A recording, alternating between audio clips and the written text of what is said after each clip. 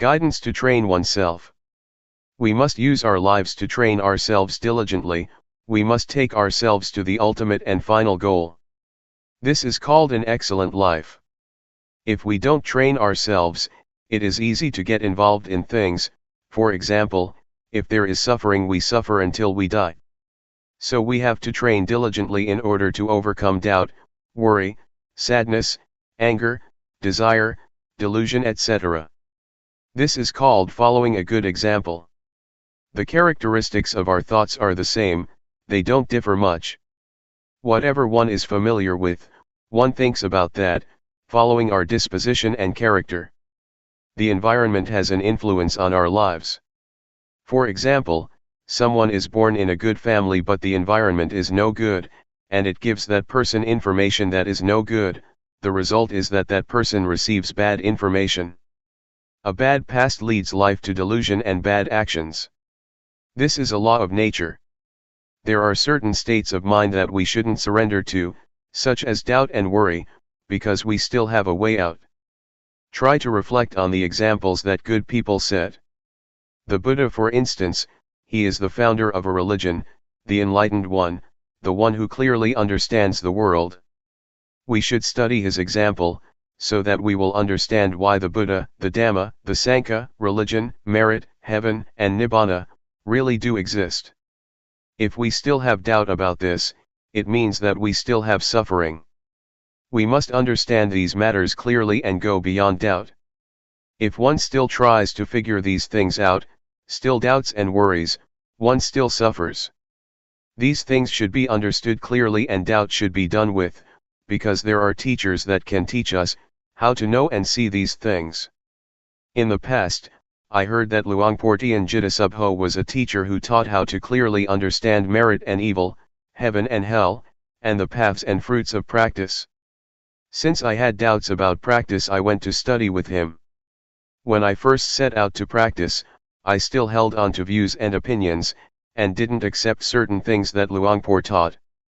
I would use reasoning to contradict his teachings and consequently like and dislike would arise. These things are hindrances that prevent knowledge and understanding from arising in practice. Therefore, when a teacher gives advice, one should first study and try it out through practice. Luangpor Teean taught me to develop awareness, which I had never come across or seen before.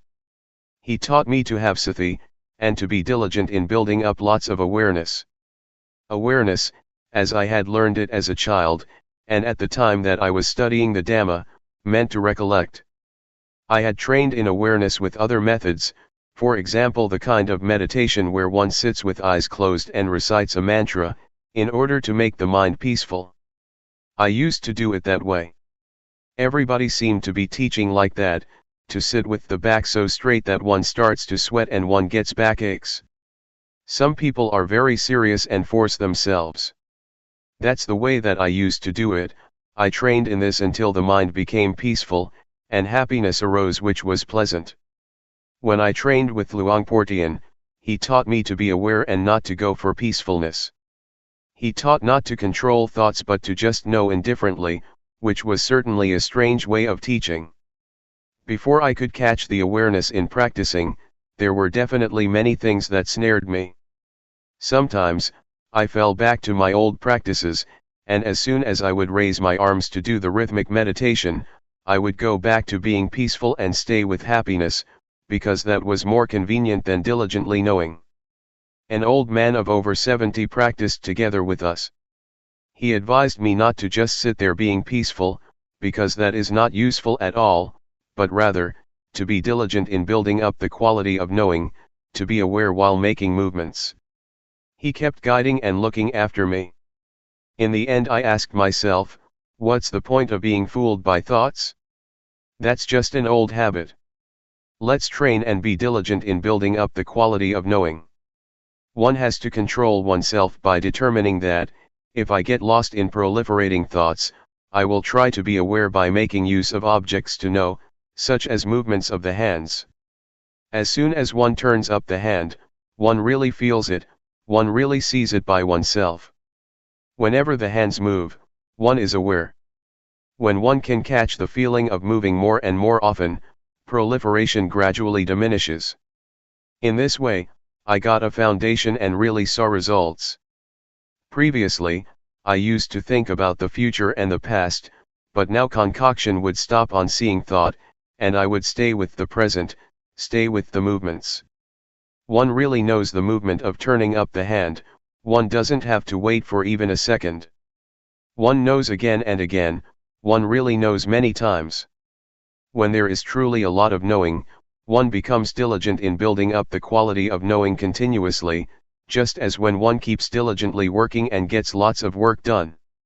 So, if one really catches the quality of knowing, and one is really diligent in building it up, one gets plenty of knowing. It is useful to have lots of knowing, because whenever one gets lost in thoughts, going all the way into the past or the future, the quality of knowing pulls one back, so that one doesn't easily flow with thought. Whenever one is swept away with proliferating thoughts, one immediately comes back, one is really able to come back. We're able to train and give rise to the quality of knowing in the various postures, for example, while doing walking meditation, or making movements with the arms. Whatever you take hold of, know it. The breathing, know it. Just have only this quality of knowing, and you will have a foundation. Before, I used to stay with the breathing. I would recite a mantra and seek peace, I would force myself to be peaceful. It is useful to practice like that because one gets peaceful and understands what peace is. But when I reached the state of knowing, I understood that the state of being aware and awake is something different from peace altogether. Awareness gives rise to knowing, one doesn't stay with peace. When we blink our eyes, we can know, when we swallow saliva, we can know, moving a finger, we can know, breathing, we can know. Whenever we touch something, we can know. These are examples. Therefore, creating this quality of knowing is a kind of art. It can be created in all postures and movements. All it takes is that one puts forth effort to know what's happening within one's body. It is comparable to having a set of tools that one uses to build up lots and lots of knowing. If one does it in the right way, diligence arises. There is an old saying that says that it is as easy as rolling a boulder downhill. But if one doesn't do it in the right way, it is as hard as rolling a boulder uphill. When one does it right, one gets a foundation and one becomes diligent to practice and build up awareness, without anybody having to tell one tells oneself and creates plenty of knowing. One becomes diligent to know in using one's daily life, always trying to find ways to be aware. Even though at times people or friends cause us to get lost, we make effort to avoid that. We are careful to take the chance, to know for ourselves the things that arouse knowing, nobody has to tell us. It's like working, when we do it right we are diligent and fluent, but if we don't do it right it's like banging our head against a brick wall. We know and see for ourselves what delusion is like and what knowing is like. We know and see what the advantages and disadvantages of knowing and delusion are. And so, we prevent and deal with things automatically. One has the answers oneself and doesn't have to ask anybody. If there is a lot of knowing and one knows for long periods of time, one will see the conditions of the body, because the quality of knowing is the one who watches the movements. However, this doesn't mean that one will see this immediately because sometimes, as the body is moving, instead of just seeing the body, there are things that make us get lost, for example, feelings that arise due to unintentional thoughts, or various moods, either coming from the body or the mind. These things incite us to get lost but we don't. These things are there but now we have seen that they are just feelings. People who have trained in meditation before, will just meet with coarse feelings, and the refined feelings that exist in the body and the thinking mind, they won't see. If we build up the quality of knowing until it is the boss, it will be able to distinguish delusion from knowing, even though delusion, proliferation, was in charge before. We will be able to pass through subtle feelings without having to get involved. It compares with traveling and passing through various villages. We leave this and that town behind us, and pass through without getting involved. But someone who easily loses awareness, is incessantly interested in the thoughts that come up, reasoning in every way, and loses a lot of time by thinking. Like, dislike, and all the rest of it arise. This is someone who is not determined to walk the path. The Buddha said that, someone who is heedful is awake when others are asleep. Such a one leaves foolish people far behind, just as a well-trained horse leaves a horse without strength behind. Not getting involved with proliferating thoughts that arise is like this: one moment of knowing is to be removed one moment from not knowing, from delusion. One gets further and further removed and one becomes skilled in knowing. It is easy to know. Before, it was easy to get lost, but when one trains oneself it becomes easy to know. The feelings and the various thoughts that make the body move are nama dhamma. When the quality of knowing sees this, one understands the body. Before, the quality of knowing wasn't there yet, and one had not yet discovered that it is thought that orders the body around. One assumed that there was a self that was moving. But when one understands rupa and nama, one understands that rupa is something solid, composed of many things. One knows heat, cold, hunger, and pain, because of rupa. Nama is the mind, feelings and thoughts. It receives and knows all kinds of things. There are innumerable conditions that arise together with the mind. Anger, worry, desire, and delusion are some examples of coarse ones. They make the mind run wild and it takes them to be self. Actually, they are not self, but one doesn't know that they are conditions of mind, and so one acts following them, until those various conditions give rise to a sense of self, of me, being like that. But when the knowing watches and sees them, one understands that they are only just conditionings of the mind, and one can let go. To sum up, the body that is alive is a lump that consists of two things, namely, rupa and nama. At this point one knows how to separate rupa from nama. And so one clearly realizes the relationship between rupa and nama. This may be called the arising of insight knowledge. It is a really clear realization. Reality doesn't deceive. This point can be taken as a universal standard. Teachers cannot deceive disciples, and disciples cannot deceive teachers about it. Whoever comes to this stage, no matter what nationality one has, or language one speaks, one will see like this. Having seen it, there is no more problem, no more doubt. One abandons and puts things down, right there. When we have our eyes open we can see all sorts of things. For example, we see that this is a rock, that is a tree, and that is a snake creeping over there. It's good to see. If we don't see it's dangerous, but when we see, we're safe. But seeing with the eyes can still be deceptive because it is not a realization. Realizations don't deceive, rather, they set one free. There is security in realizations. To see is to make an end of one's burden. When the quality of knowing sees rupa as a lump of suffering, it creates the feeling of having pity on the body, because the body doesn't know anything, it just does its duty. It gives us signals of what is dangerous, for example, heat and cold, so that we can do something about it. We didn't see this before, and so we thought that I am hot and I am cold. But now we see rupa and so we know how to solve the problem. The body is suffering already as it is just a lump of suffering. One has to breathe, has to swallow saliva, has to blink the eyes, has to stand, has to lie down, has to eat, has to go to the toilet, etc.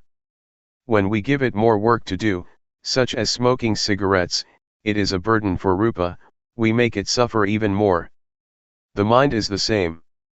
When we're angry, we give the body suffering. This is oppression that works from both sides, from the side of the body as well as from the side of the mind. This kind of relationship between the body and the mind is not appropriate at all. When there is the knowing, or the state of watching, peace arises. And Rupa and Nama relate to each other in the right way. Before, I used to think that I didn't have suffering, because I didn't do anything bad. That was because I didn't know what suffering was. Whoever thinks like this can be taken to be crazy, crazy with self. So, in the past, I didn't understand myself. Likewise, having or being anything, as well believing one's own thinking, is dangerous because one understands that to think like that is good, and one doesn't see that there is any problem to be solved. One assumes that things are like this or like that. One knows through thought, one is through thought, one sees through thought, and one gets and attains through thought, when one is not in contact with the present. When we're faced with facts that contradict what we thought, we don't have a way out of suffering or out of our ideas, constructed in the past. If one knows the suffering of Rupa and Nama, one will understand that they are really lumps of suffering. Pain and sickness are conditions of the body. This is called the disease of the body. Anger, for example, is a condition of the mind. This is called the disease of the mind. When we don't know this, we cling to all kinds of things and create suffering in the mind, such as love, hatred, anger, desire, and delusion. When we wake up from the disease of body and mind, we see the suffering of Rupa and Nama. It is as if this quality of knowing opens the door, and we can see through. The knowing is like an eye. Before, we had our eyes closed and didn't see, there was only just getting caught up with all sorts of conditions. But now, the quality of seeing arises because there is knowing. This is called training oneself. This is the way that I have trained myself. It is really the guideline for people. It makes one see the convention of body and mind, for instance fame, possessions, money, children, husband, wife, land, etc. The world is full of physical and mental objects that are convention, inside as well as outside. One sees this penetratingly. It is as if the power of wisdom knowledge sees that these things are conventions of Rupa and Nama, diseases of Rupa and Nama, Rupa Dhamma and Nama Dhamma. Before, we didn't see these states, and so we got caught up in all kinds of conditions. Knowing convention makes one feel light. In the past, I used to go for all sorts of things, superstition, verses, chants, and I believed in rituals. On performing some of them fear would arise, others would make me bold, doubtful, happy, or sad. I ended up with nothing because it's all nothing but convention. A thing is sometimes assumed to be likable and sometimes not likable, it can change, and we go for it all. When I came to see Rupa Nama and convention, I felt light. It is not like ordinary seeing, but when one sees, suffering disappears. The gross kind of suffering, such as suffering that comes from foolishness, delusion, and stupidity, really disappears. It compares to having finished one's studies. One is able to read and write, doesn't get stuck, has enough knowledge and is able to stand on one's own feet. What I'm talking about is a universal standard. It is a fixed formula, just like mathematical formulas. 2 multiplied by 5 is equal to 10, not 11. When all this knowledge arises, one knows what other people are saying, one knows the objects that one looks at, there is just knowing and joy. It is insight, because one now has the eye that sees the Dhamma. It is fun to watch, whatever one looks at, one hits it on the spot. Both material and mental phenomena, inside as well as outside. Whatever happens to the body and the mind, one knows immediately, and one leaves it behind without hesitation. Before, when something would come in contact with the mind would ripple. Now the mind doesn't ripple, rather, the object that comes into contact with the mind is set free. When I was still a layman, I went to practice Dhamma at the Budayana forest, in Loi province. I had to use a wooden platform from a nearby monastery, and I bought a plastic sheet to make a roof. Tattered monks' robes were used as walls, because in July there is plenty of rain. As I was practicing, somebody told me that I should understand Rupanama, because he saw me practicing for a long time without understanding it. Some people said that they knew, just practicing for a week, and they knew Rupanama. But I practiced for 2 whole weeks and still didn't know it. I thought to myself, I really have to see it in my mind, I'm not going to just remember others' words or figure it out with my own thinking. That's how Luangpor Teean taught, he taught to practice and see it for oneself. Next, I thought, Luangpor Teean used to say that he had made large offerings to the monastery, including building a ceremonial hall, all by himself. But I am a poor man, I didn't do all that. I probably don't have a chance to realize the Dhamma. These thoughts made me feel inferior and doubtful. Then I thought, but I've done some good things, maybe not as much as him, but I've made merit, built a monk's hut, and I am not a bad person, I don't have any stains of wickedness. I've always been virtuous because my parents are Buddhists and taught me to do what is good, and that's what I've been doing all the time. Especially when I studied superstition, I had to keep precepts, I couldn't gamble. My character was like this. Reflecting like this, made me a bit proud of my past because I was not an evil person, but why didn't I know the Dhamma? I asked Luangpor Teean, are there any practitioners who don't get any knowledge after having practiced? Luangpor Teean said, that has never happened. It seems that I am the first one, because after 2 weeks I still don't know anything, I remarked. Luangpor Teean walked up to me and grabbed my hand. I said, you have made merit and made offerings, but I have never done as much of that as you, I guess I don't have the merit to know. He answered, never mind, don't worry. Are you practicing sincerely? I said, I really am, Luangpor. Luangpor Teean said, practice here for 1 month. How much money do you get for 1 month's work? I answered, I get 1,000 baht a month. In those days I was a hired hand, making doors and windows for houses. This was building work, skilled labor, and I would get at least 1,000 baht a month. Next he said, if you practice for 1 month and you don't get any knowledge, I will give you 1,000 baht, I really promise you that. But you have to practice sincerely. From then on, I was energized in practicing. Practicing in those days, I would sometimes get lost in criticizing certain monks, thinking that they didn't have the same virtue as me, because I saw them playing and joking. Sometimes, they told me to go and look for bamboo shoots or to climb a tree and collect fruits. I asked myself, is this called practicing Dhamma? It made me think about leaving. But having reprimanded them in my mind, I no longer looked at others. Instead, I only watched and listened to Luangpor Teean. I didn't pay attention to others and create a mess and a burden for myself. So, I made a firm resolution to build up awareness, to build up sati. After practicing Dhamma for less than 20 days, I had an experience and lots of knowledge arose.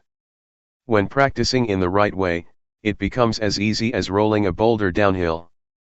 But when doing it wrong, it is like rolling it uphill. Doing it in the wrong way is just a burden, there are many things that one doesn't like, and then one goes and thinks about them. One is thinking, reasoning, liking and disliking like a madman, and this makes one not attain the Dhamma.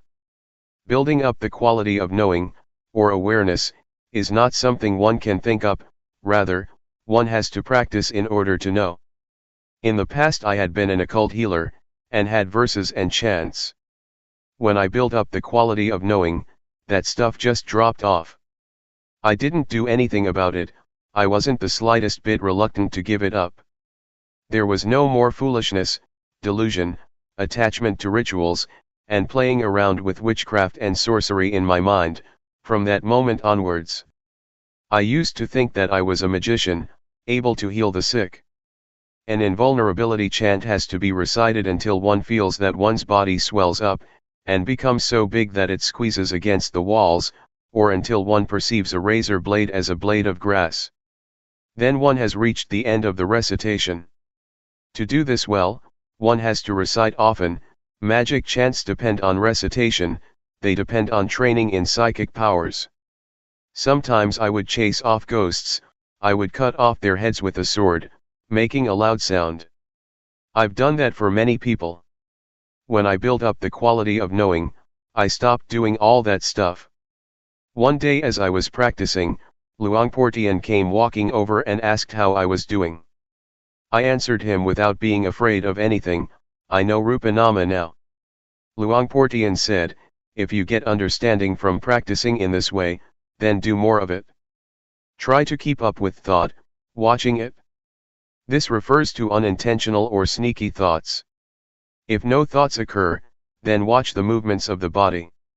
Whenever thoughts arise, be in time to watch. Luangpor taught me to work with the mind, to watch both the body and the mind with awareness, to watch and see suffering, suffering of Rupa and of Nama, to watch and see physical and mental phenomena, and convention of Rupa and Nama. When proliferation arises, one shouldn't give it priority. One should do one's duty of watching the movements of the body and the thoughts in the mind. One shouldn't give attention to thoughts that come up by themselves. Build up awareness that is in time with the thoughts arising. When one knows the thoughts in time, one doesn't incline to go with the arisen thoughts. So, it is our duty to build up awareness. When one builds up more and more awareness, in the end it suddenly meets up with thought. It is as if one opens the door and collides with thought. At the moment a thought is about to come up, we are lying in wait at the door. As soon as the thought arises, whack, we know it in time. It's like a surprise, and the thought fails to establish itself. This makes one see how wild concoction is, sneak thoughts, and it makes one see the origin of suffering. This is not like ordinary knowledge, it appears in an electrifying flash. I definitely have seen thought clearly. Before, we got carried away with thoughts, sankhara, which are the cause of suffering. We wandered here and there with thought, and we got lost in it. One is not free because of thought. To give an example, a thought arises and one becomes afraid, one starts to think about something and one proliferates defilement and craving. We didn't see this clearly before. When I came to practice with Luangpor Teean, I clearly saw how bad mental formations are. It's like a dog chasing a deer, we were able to follow and keep up with the things that deceived. It is comparable to somebody who plays tricks, they have fun in deceiving people, but as soon as we see what they're doing, and we keep up with their tricks, we then know that it is nothing at all. They really can't deceive anyone who realizes what is going on. There are two kinds of thinking, namely, first, unintentional thinking. This is illusion, it makes one get lost, on thinking one is led along the wrong path. Second, intentional thinking, never mind about that, one deliberately thinks about something well, one makes use of thought and having finished thinking, that's the end of it. Intentional thinking is crystal clear, it makes one understand merit, demerit, and the nether realms, one experiences these things clearly. I can 100% guarantee that, by understanding like this, one closes the door to the lower realms. One can be said to be a human being. In the past I was still just a person, because I didn't see convention, I didn't see Rupa Nama. But when I could keep up with thought, I stopped being merely a person. I had more happiness than before, I no longer played about like before, it was as if I had reached the shore, to some extent. If one compares it to a trader, I was a trader in diamonds and got heaps of money. Previously, I was like a trader in kapok or fiber crops. What a mess, what a hassle. And I got only a little money, a little happiness and a little merit.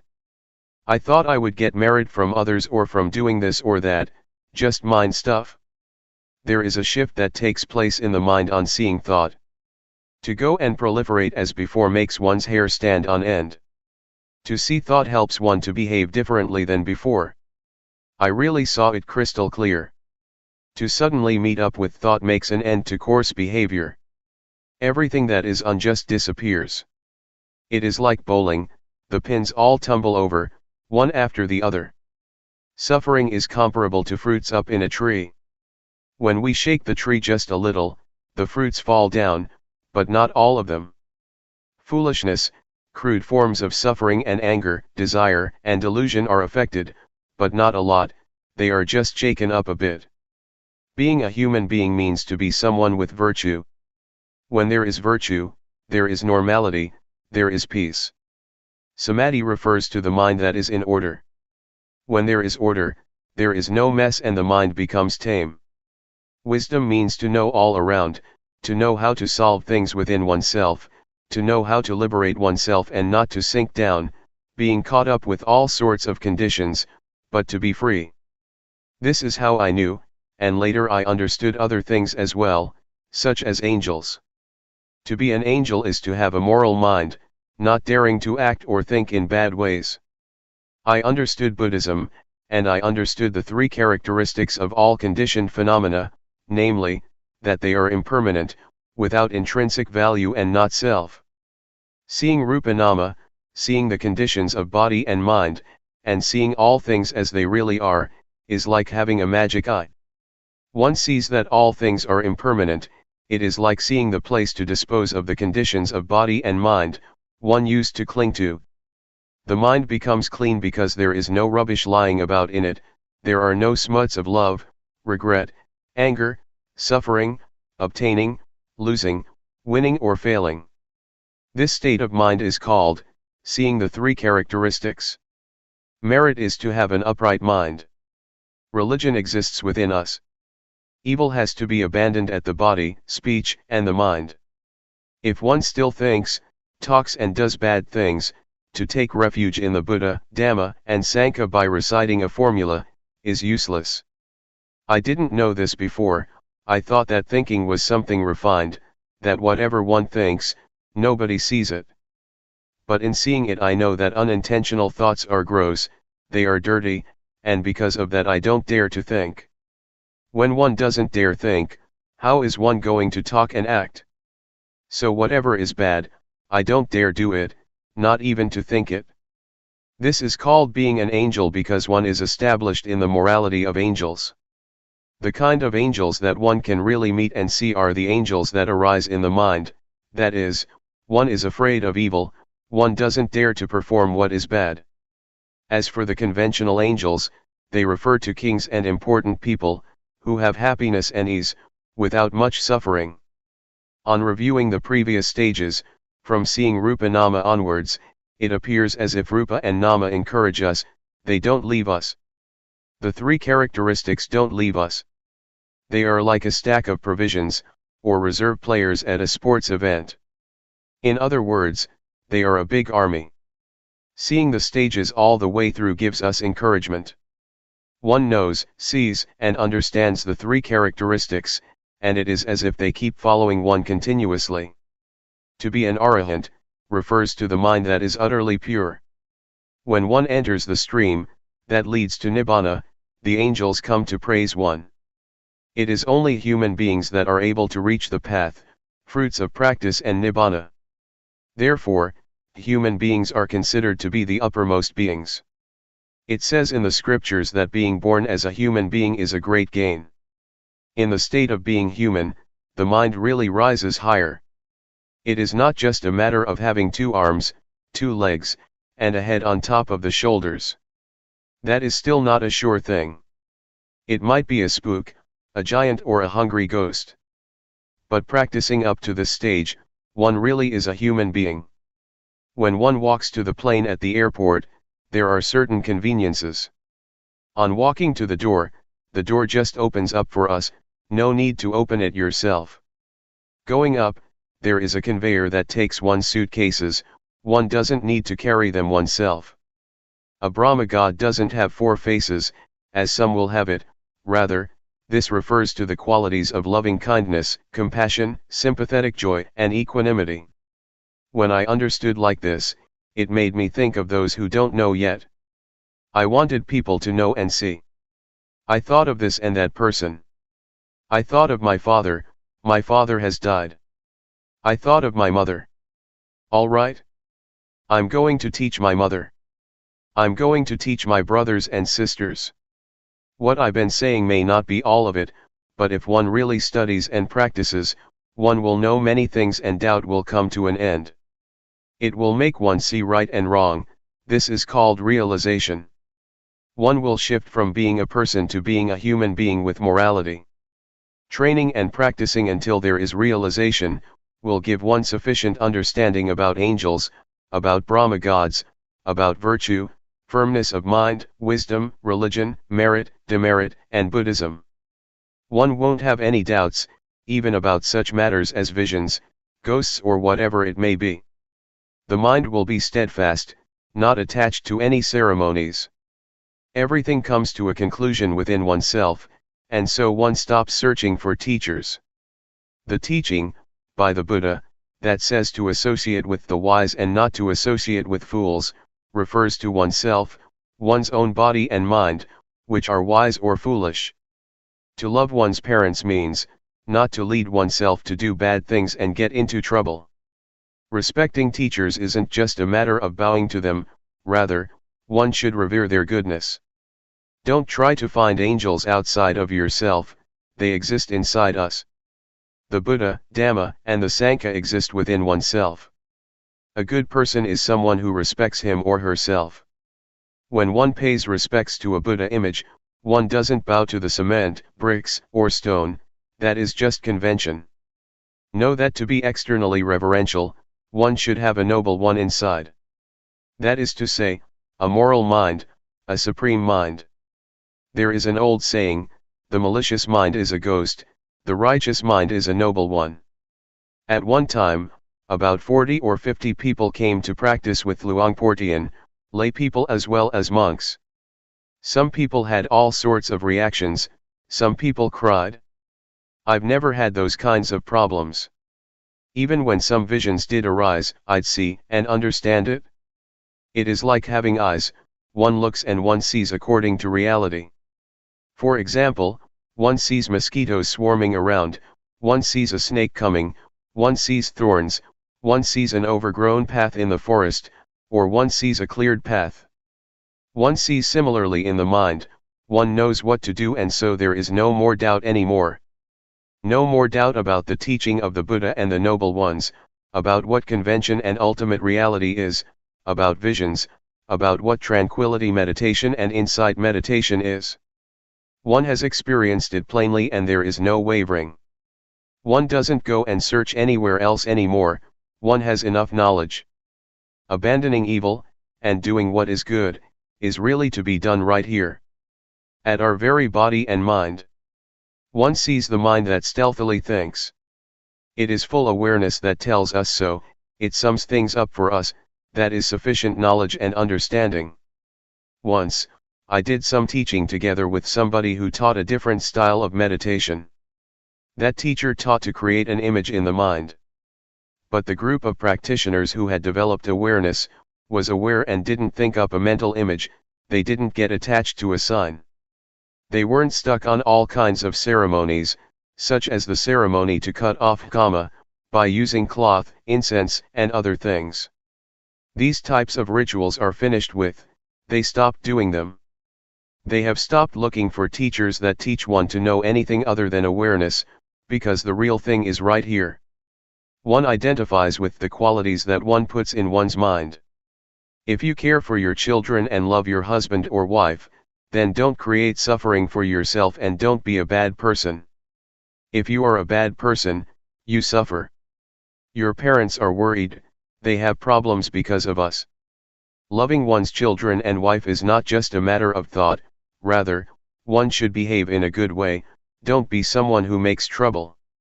All this depends on oneself, religion is within oneself. When we are good people, how could we do bad things and end up in prison? That there are such things as the law, prisons, police, the army, and weapons, is because there are bad people. If there were no bad people, why would we have to have those things? Why would there be soldiers and policemen? Why would there be prisons? If we behave well, we don't oppress ourselves, and how can we trouble others? May you really see and realize this. Some people with whom I used to practice together with, I don't know what they understood. They practiced as if they knew the Dhamma, but their actions, speech, and demeanor looked off. It compares to going to elementary school and not getting good marks, not being able to read. One is not allowed to go to the next class, one has to stay where one is, because one's actions indicate that there are still things that one doesn't know. This is called, not getting good marks. One doesn't find the way and so can't proceed. If one really finds the way, one doesn't back up. Just seeing the three characteristics is enough to pass the grade. One doesn't get involved in conventional forms, one is able to liberate oneself in a good way. It makes one incline and flow in the direction of being without suffering. One practices continuously. It seemed as if practice was shortened, it was not as difficult as before. Before, it was as if the body moving was one thing, and the mind thinking, another thing. It seemed that the one who saw thought would pull things back and solve the problem. But now, I don't have to solve any problem, only just watching, and everything comes to an end. The state of watching means to watch whenever something arises, just watching and one passes onwards, continuously. So, I came to understand, I came to see that this is the path to overcome suffering, this is the living of the spiritual life. The state of watching is not stained by anything at all, because one doesn't get caught up, one just watches. And so, one is not involved, one is able to pass onwards all the time through seeing in a pure way. The state of neutrality means that one is not caught up in happiness or suffering. There is just watching, one sees happiness, one sees suffering, one sees knowing, one sees not knowing, one sees peacefulness, whatever happens, one sees all of it. One sees inside and outside oneself, not getting caught up. Even when people abuse, blame, or praise us, we just watch what happens. Whether it's cold, hot, or one is hungry, there is only just watching. This state of watching makes one extremely nimble, it makes one pass onwards. Having reached this point, one has a very high degree of agility. Like a car driving on a deserted road, there is no need to be careful. But when one gets to a road that is not deserted, a road where there are people, one is able to immediately use awareness and wisdom, one doesn't run away from society. Compare it to driving your car in the city, one knows which one the highway is, and which are the minor roads, one knows the red lights and the green lights, one knows the crossroads and one knows what's happening on the right and on the left. This makes for safety, this state of watching doesn't get stuck and no accidents occur. There is such a thing as mental traffic, for example, having thought something, there is concoction until a mood arises. But when awareness and wisdom are there, one passes it conveniently. Similar to a car passing, it's easy. There is no traffic to get stuck in, it's like a highway, freeway, or expressway. It's the same thing with training cows or buffaloes to pull a cart. Some cows that have been well trained, come walking over as soon as one raises the cart up, no need to force them, no need to tie them with ropes, no need to beat or whip them, they are ready to pull the cart home or to the barn. They are able to avoid stumps all by themselves and they know where to turn right or left. The state of watching sees. When one sees often, one becomes more and more experienced until one is a champion. Compare it to a sportsman or woman, who has played until he or she is skilled at what they do. Or an artist who has performed many times. A professional worker has to be skilled likewise, they must be able to use their tools to create a beautiful and artistic house. Developing awareness is the same, if one trains and practices a lot, one becomes so skilled that awareness turns into Mahasati, full and automatic awareness. Talking in terms of power, Sati has lots of power. It is similar to flooding water, that is able to sweep along the rubbish from the banks of a river or stream. The power of wisdom knowledge is the same, when there is lots of power, one doesn't have to make effort. It's comparable to a tractor, it clears the land completely. Wisdom knowledge is like that. For this reason, the things that are dirty, the things that are corruptions of the mind, that are stuck in one's character, until the attachment to them as being me, is as hard as a diamond, become as soft and gentle as silk, because purity of mind has arisen. The three fetters of 1. Self-view, 2. Doubt, and 3. Attachment to precepts and practices, are not just things in the scriptures, they exist in all of us. The 84,000 teachings in the Tripitaka, ancient Buddhist scriptures, exist in us, here. They are to be found in this fathom-long living body. The nature of our actions depends on our minds. One may be a spook, a giant, a devil, a hungry ghost, a human being, a person, an angel, or whatever, it all depends on our very minds. The state of watching and seeing doesn't get caught up, there is just watching and seeing continuously. In the end, self-view diminishes, that is to say, the ego diminishes. The state of watching continuously is the state of normality, therefore, virtue arises within one. It helps to destroy anger, desire, and delusion, which presently exist in us. Actually, those are the gross defilements, they are still there, but not fully, not 100%. A worldly person has 100% anger and gladness. When awareness has been developed, gladness and sadness gradually diminish. This indicates the quality of awareness. We both have moods of liking and disliking, wanting and not wanting. The state that clearly sees those moods indicates whether one is a noble one of low or high caliber. One can measure it with this. One shouldn't measure it by external forms or characteristics, such as whether one is ordained, how long one has been ordained, whether one is famous and has a title, which means in the world being this or that. That's not it. Rather, it's a matter of how level the mind is, how much does it go up and down. Is there much variation? If one still goes overboard with laughter when one is glad, it means that one has 100% gladness. This is called still being a worldly person. The state of seeing is like this. It doesn't get caught up in anything, but it is neutral, it is normal, and therefore, it is real virtue. To determine to observe precepts is external virtue, one looks after it, in order to live together in society, which is a good thing. As for the real training in virtue, it is the kind of virtue that melts and digests the defilements, so that the mind doesn't go up and down, because one sees them and so they can't remain. Doubt and attachment to rituals are abandoned, because one understands that everything is dependent on our actions, it is not an external matter. This state of watching, seeing, and not being caught up, is a formula, it is a guide in living one's life. It gives us this guidance, one doesn't have to recite or remember anything. The quality of Buddho doesn't arise from reciting the word. Buddho means to know, to be awake and to have a joyful mind. In whoever the state of knowing, being awake and joy arises, that person has Buddho in his or her mind. And it will protect and look after us, so that we don't fall into harmful states of mind. Just as the saying goes, the Dhamma will inevitably take care that a practitioner does not to fall into bad states. The Dhamma yields results, if one really knows and sees the way that should be known and seen. The more one studies, the more one sees clearly. Confidence will arise as well as deep devotion to the Buddha, the Dhamma, and the Noble Sangha. The state of realization and clear knowing is Vipassana, insight.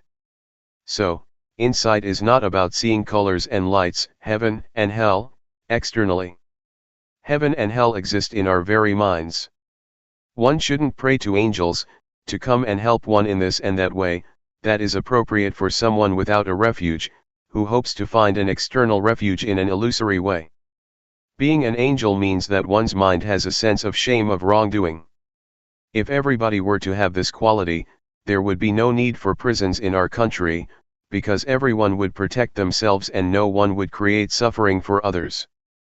So, seeing clearly in this way makes one abandon self-view, doubt and attachment to rites and rituals, it means that one turns around and solves problems within oneself. This state of watching makes one pay respects to the qualities of the Buddha, rather than to a golden image, it makes one pay respects to the characteristics of the Dhamma, rather than to books, and it makes one pay respects to the virtuous qualities of the noble Sanka, rather than to robes and a shaven head. The meaning of the word pra, monk, is an excellent person, someone with a good heart, that is to say he or she doesn't get angry, doesn't desire and doesn't get deluded. The kind of thoughts that say, he insulted me, I won't give in, don't exist in someone like that. There is just letting go, and understanding arises, clear seeing, until there is no anger. Getting and losing, happiness and suffering, praise and blame, are ordinary things in the world. Nobody can be their owner. And it is the same with sights, sound, smell, taste, bodily sensations and mental phenomena. They are things of the world, they belong to the world, they are not ours. Even sight, sound, smell, and taste have a worldly flavor to them. People don't know or understand it like this, and so they always have a sense of lacking something. For example, one is a slave of desire. The state of watching and seeing makes one feel satisfied, there is a sense of enough, there is no lack of anything, no shortage, and how are we going to suffer?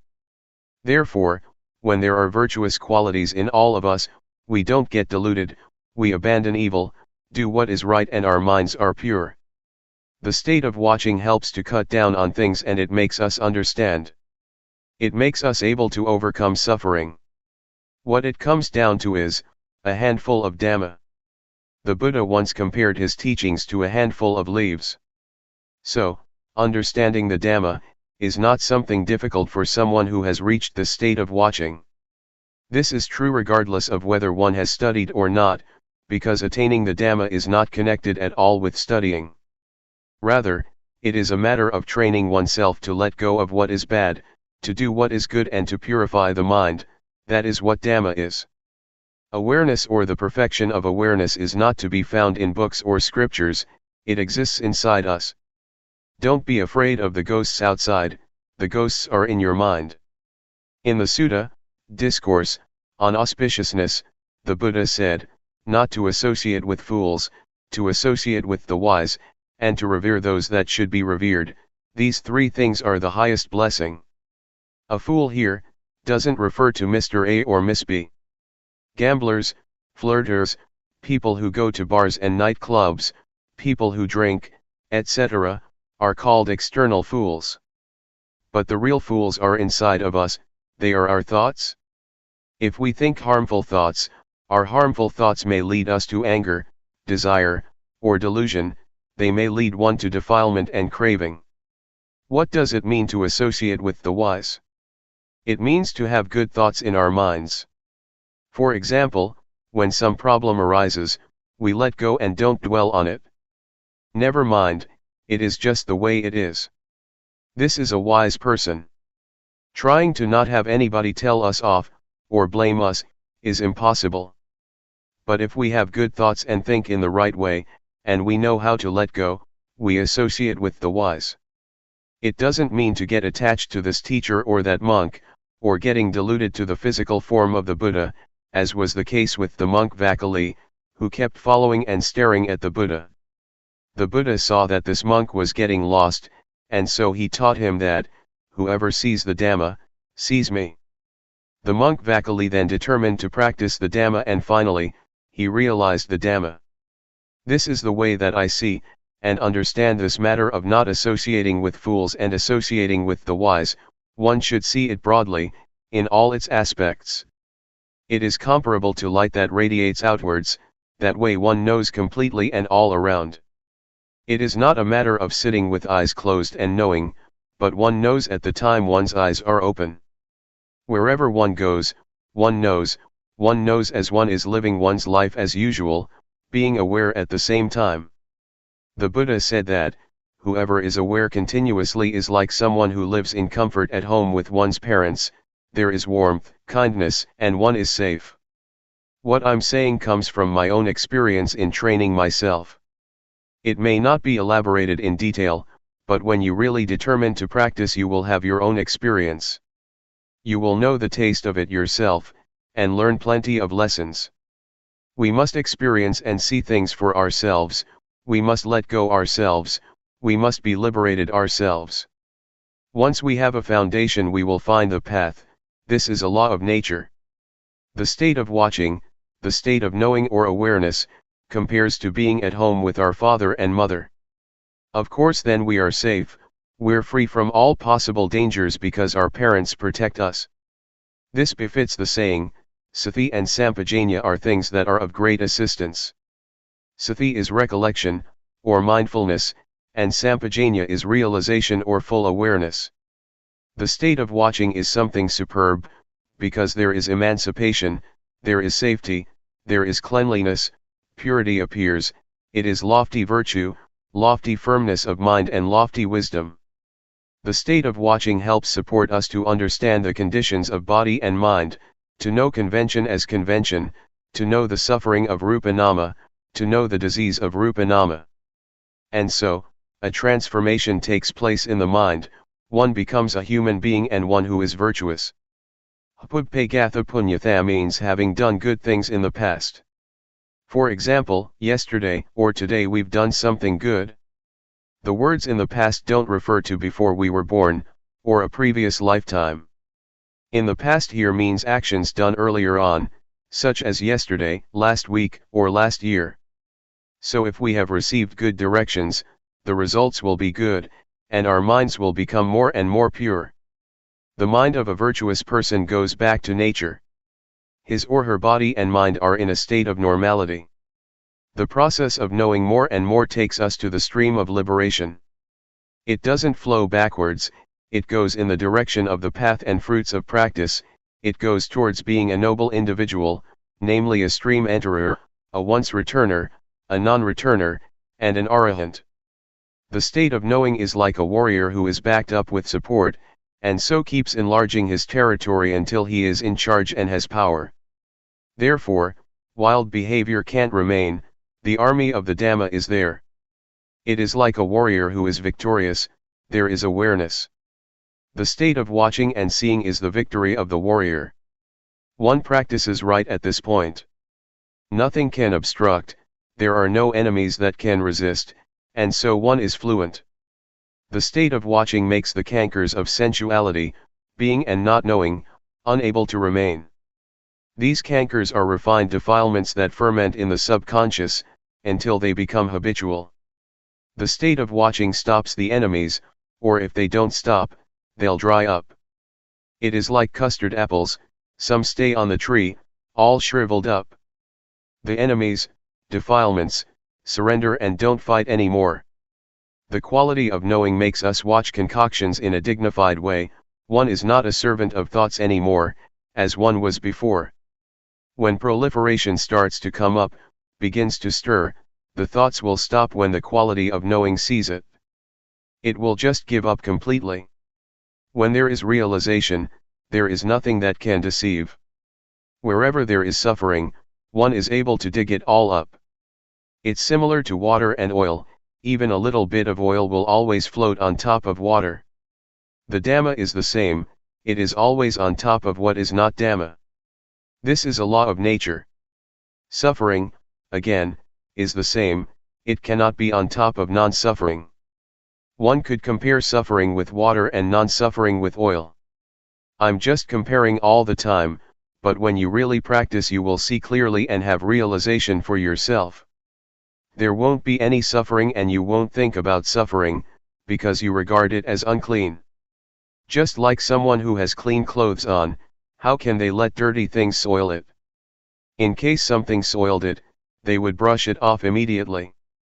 It is as if in the past we were dirty. That's why we let anger and suffering stay with us for days on end, we had never met the intrinsic purity and cleanness of the mind. But when we discover the cleanness and purity of the mind, we no longer allow dirty things to be there. The suffering of clinging to the ego is a refined kind of dirtiness. Originally we didn't know that, but as soon as we really know that this is dirty, we pass through and overcome it. In this way, we're able to erase the ego and make it fade out. This state of watching leads to justness, and when justness arises, one has a proper standard, one takes it as a principle and a guideline or compass for living one's life. The state of watching and seeing makes us cross over the cankers of sensuality, being and ignorance or whatever states are the cause for wanting to be and have. The mind is liberated continuously. In the scriptures it is mentioned that, a stream enterer and once returner, first and second stages of enlightenment, are people who still get reborn, that is to say, after death they are reborn in order to strive to be an arahant, fully enlightened one, in the future. But I understand the word rebirth to mean thought, interest or whatever causes interest. When one has overcome that, one doesn't go back and think about things many times. For example, the eye sees a form or the ear hears a sound. As soon as one perceives it in one way or another, one reaffirms it, and thinks about it again and again until, for example, craving and lust arise. For a non-returner there is only one life, this one, which refers to thoughts that sneak in just once, and they won't go back to think about old stuff. They have realization and power, having thought once, it fades, they don't return to it, and so there is no rebirth. The word birth doesn't mean being born from mother's womb, that kind of birth happens only once, everybody knows that. But being born here, is the birth and death of Namarupa, in other words, the endless arising and passing away of the feeling of self. The Buddha said, before I attained insight knowledge, I wandered around through samsara, the round of transmigration, for countless lifetimes. I searched for the house builder, that is to say, craving, the thing that creates being. Being born is suffering each time. The words countless lifetimes stand for the arising and passing away of Namarupa. The collected birth stories of the Bodhisattva, a being striving for Buddhahood, refer to this. It doesn't mean that the Buddha was born as a rabbit or whatever in previous lifetimes, but there is nothing wrong with that explanation.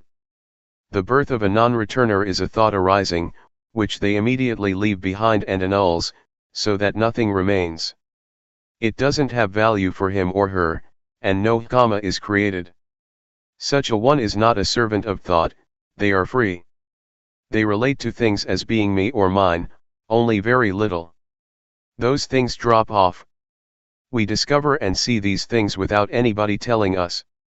It is the quality of knowing that tells us. It informs us of what is right and what is wrong, all by itself. One really sees clearly. The four jhana, meditative absorptions, have various factors. The first jhana, for example, has 5 factors. Jhana are hard to understand, one has to see them for oneself. One is capable of generating them, they make one get stuck because of their attraction, they give one a sense of happiness which is called worldly happiness. But the happiness that is beyond the world is without allurement. When the state of seeing arises, the mind becomes more and more liberated, and it leads to ultimate purity. A change takes place, namely, one is released from all kama. The words me, and to see, are separated from each other.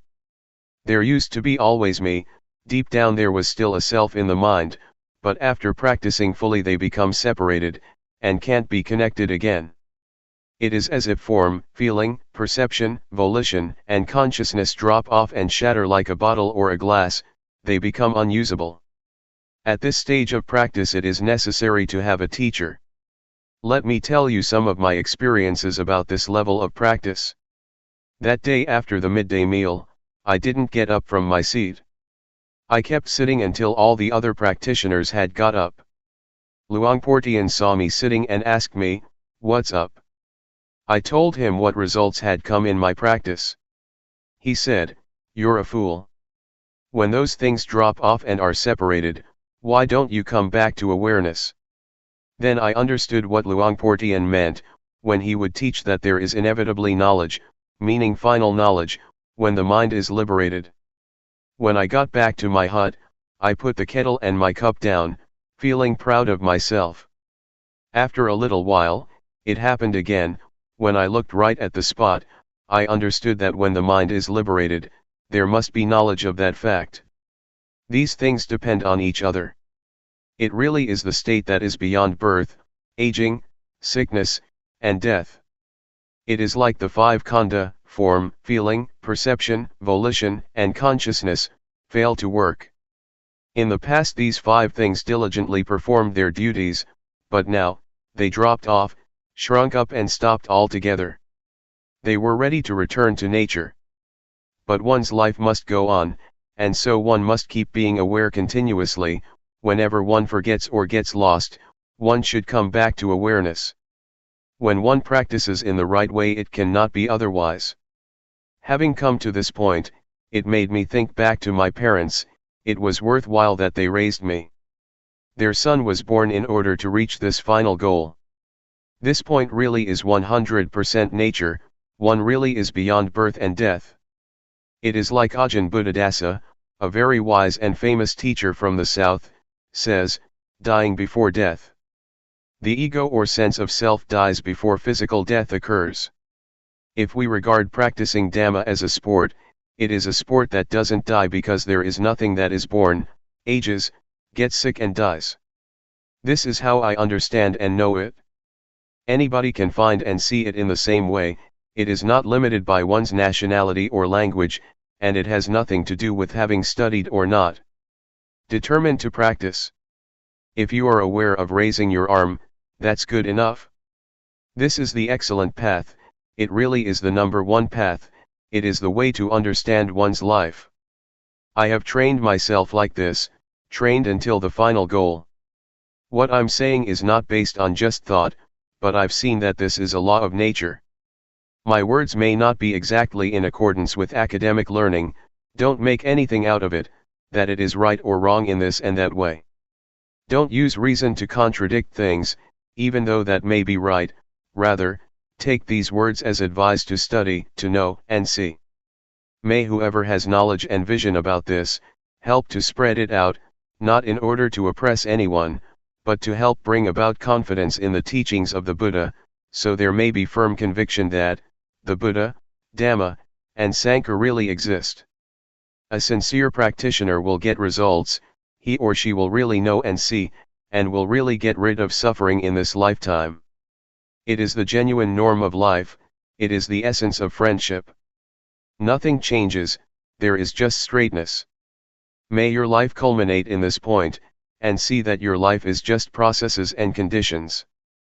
Processes means, the body has to eat and go to the toilet, it has to lie down and sleep, it has to talk, these things have to be performed according to worldly conventions. Use your life in the ordinary way, like this, don't be angry or suffer until you die. Teachers in the past used to say, don't think that it is this or that person, who is talking about the Dhamma, don't have faith in the person who talks, and don't write them off either. These days, the faith of Buddhists is rather poor. People tend to have faith in this teacher or that Luangpor, and go to an extreme. But as soon as something happens to shake their confidence, they are heartbroken and disappointed. This is not right. We should have confidence in the Dhamma, we should use the Dhamma to develop the quality of our lives. Don't be attached to my teacher and my Luangpor, because that kind of faith doesn't lead to progress, rather, it is faith that makes one shrink back. When you understand like this, experiment with practice and take your actions as the criterion. When you do that and you see results, there will be confidence. It is not that one has faith because someone says the right things, faith because of someone's character, disposition, and demeanor. This kind of faith is dangerous, because it is not the confidence as was taught by the Buddha. At one time, after the Buddha had expounded the Dhamma, he asked Sariputta, the monk who was his chief disciple, "Do you believe what I'm saying?" Venerable Sariputta replied, "No, I don't." The monks who were sitting there all criticized Venerable Sariputta, saying, "He doesn't even believe the Buddha," and they protested in the midst of the meeting. Next, the Buddha asked Venerable Sariputta, "How do you see things?" Venerable Sariputta respectfully addressed the Buddha, saying, "I do not believe the Master, because what you have elucidated I know, see, and have realized already. Therefore I do not have any doubt on this matter, and there is no need to believe anybody anymore." Then, the Buddha spoke to the monks. Take Venerable Sariputta as your example. And so, one should experiment and practice with teachings, until one is Dhamma. If one still has anger and suffering, it means one is unable to solve the problem. Anger and suffering are not selves, but it is us who get lost. If we didn't get deluded, there would be no anger and no suffering. Only two things exist in our lives, namely, knowing and delusion. Do we spend more time with knowing or with delusion? We have to reflect on this for ourselves. If we still stay with delusion, we'll have to experience suffering and anger, for example, that's only natural. If we stay with the quality of knowing, we won't have anger or suffering. How can we stay with knowing? I have a method for all of you to try out, study and practice with. I'm not just telling you stories. I'm able to arrange a place and food for you, you don't have to pay for anything. This is because there are people with faith, who have offered money for food, for people who are interested to come and practice. In 1 year, as much as $1, in 1 month about $100. To lead retreats is my job, which I do fully, as skillfully as I can. I will be there as your friend. This age is the golden age. The Buddha, the Dhamma, the Noble Sangha, the paths, the fruits of practice, and Nibbana, really exist. You can experience them in your life. If you are aware, it means that you have the sprout of enlightenment. The Buddha is not separate from awareness, this is the sprout of enlightenment, that will grow up later on. May all of you be assured that you really are able to discover the truth in your life. To sum up, training oneself means to train in developing awareness. Awareness is the standard. It has the highest effectiveness, up to the point that one is able to reach the state of being the watcher. Awareness makes the mind pure, it is the path, it is the whole of the practice. Someone who is aware has achieved being the watcher in the right way. As it says in the scriptures, the final instructions of the Buddha. As long as bhikkhus live in the right way, the world will not be void of arahants. Don't think of this matter as being very difficult for you, because you're able to do it. You're able to be it. When one lives in the right way, one doesn't get caught up following one's proliferating thoughts. Instead there is neutrality, no gladness and no sadness. The state of watching takes one to this point, the point where there is no happiness and no suffering, no love and no hate, no like and no dislike. On reaching this state, one is beyond the world, it is called Lokuttara. As for the word Lokiya, in or of the world, it means that one has a sense of self because of one's concoction, there is like and dislike, one goes for happiness and suffering, and one takes on gladness and sadness. If one practices in the right way, the mind will settle by itself. Living in the right way doesn't mean that one has to stay in a forest, but if one has continuous awareness, it is called living in the right way. It is not necessary to go off to the forest, to sit with eyes closed and walk in a very concentrated way, that's not it. It's just a matter of being determined and attentive, of making sati sampajanya constant, there is no need to implore somebody else to come and help one. One practices by oneself, one is aware oneself, one reminds oneself, one solves problems oneself, and one will live without suffering. To give you all a blessing, I would like to say, may you know anger for the last time, may you know suffering for the last time. Don't be angry until you die, don't suffer until you die, because that is not a supreme kind of life, rather, it is punishing yourself. Polishing life with Dhamma. Luangpor Teean spent 5 months at a monastery in the state of New York, in 1994, and sent a letter tape to monks in Thailand which was published, and is translated here. Let me entrust my friends with Dhamma. With the word friends, I don't mean people of the same age group, who all like each other, what I mean is friends in birth, old age, sickness, and death. Regardless of whether we like each other or not, we are all friends in this regard. The atmosphere here at Juangyurn Monastery, Carmel, NY, is very good. It is a big forest monastery, shady, cool and peaceful, with all kinds of big and small creatures. I meet deer every day. Yesterday, I saw a mother with young twins. Lovely. They walked up to me, as I sat still. They passed me by, about 8 meters away. I didn't make a move. They came quite close and watched me. They seemed astounded and stamped their feet. It was good fun. The weather is nice and cool, it is comfortable. The forest is big, all just big trees. It is extremely suitable for meditation. I have never come across a place as suitable as this one. When I think about practicing, I do think about my friends. In Thailand, that means Khong Ka Mountain Monastery, and Akarliko Forest Garden, which are places that are used for practicing meditation. The foremost knowledge of human beings. The knowledge of meditation is an important knowledge, it is the foremost knowledge of human beings. If we human beings don't study about meditation, our life does not have value and there will be problems throughout our lives.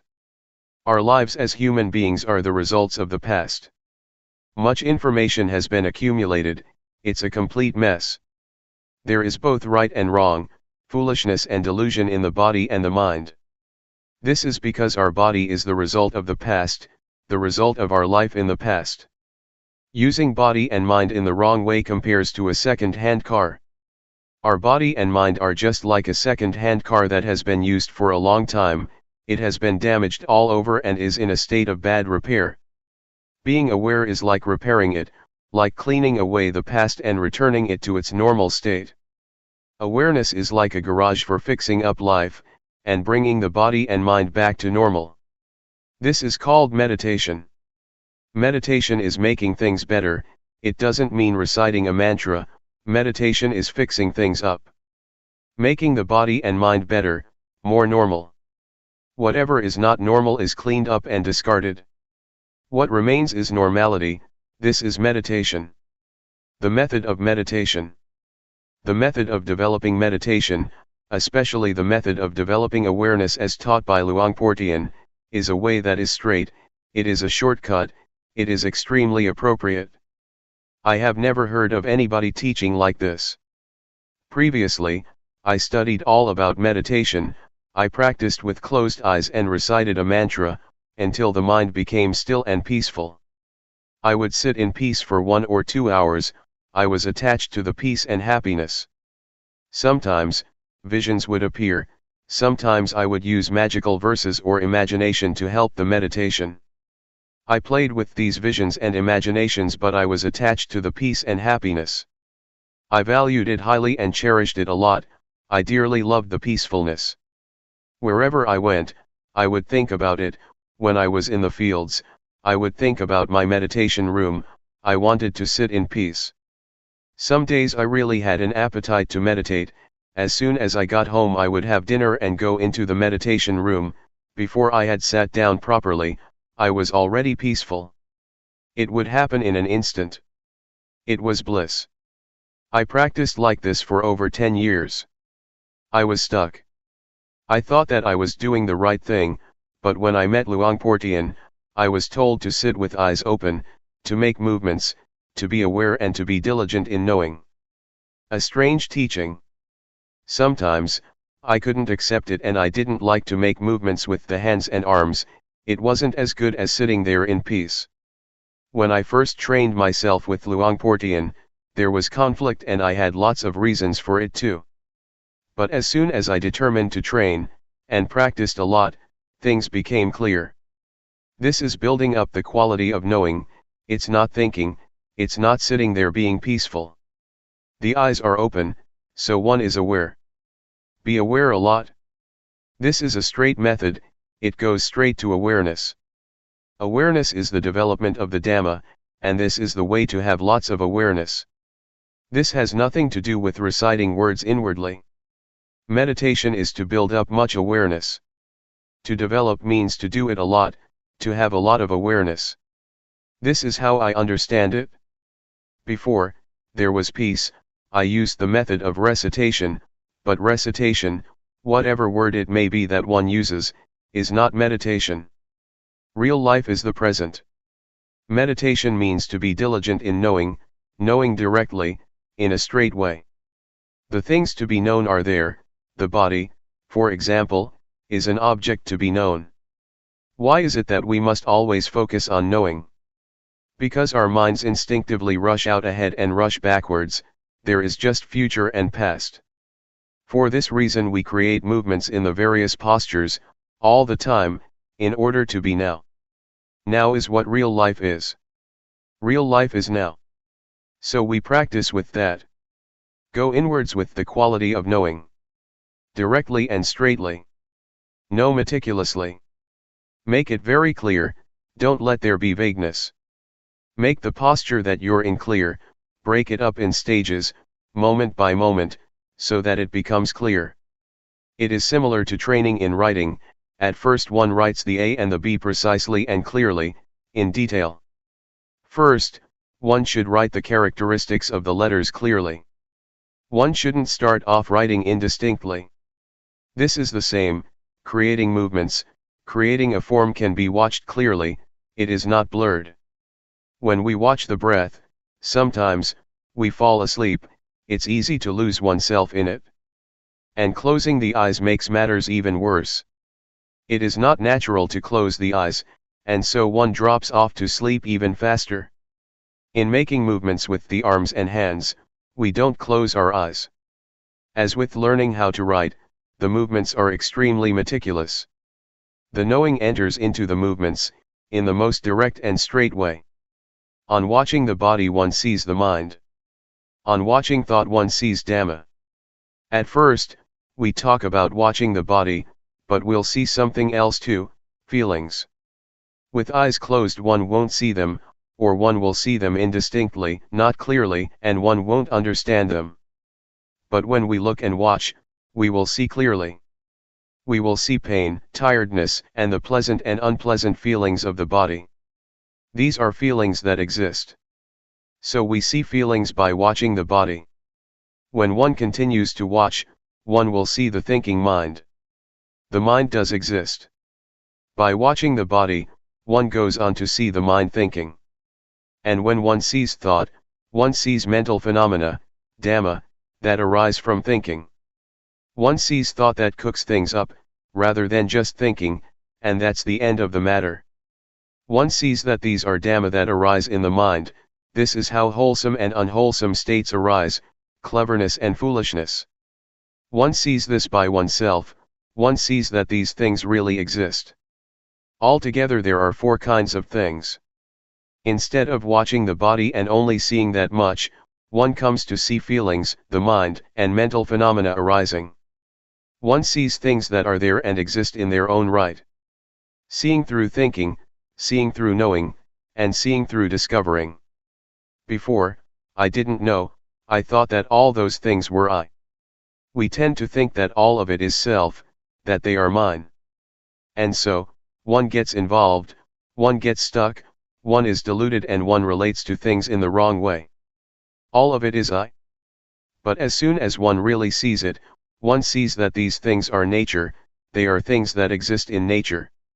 As soon as one sees that, one puts things down, right there.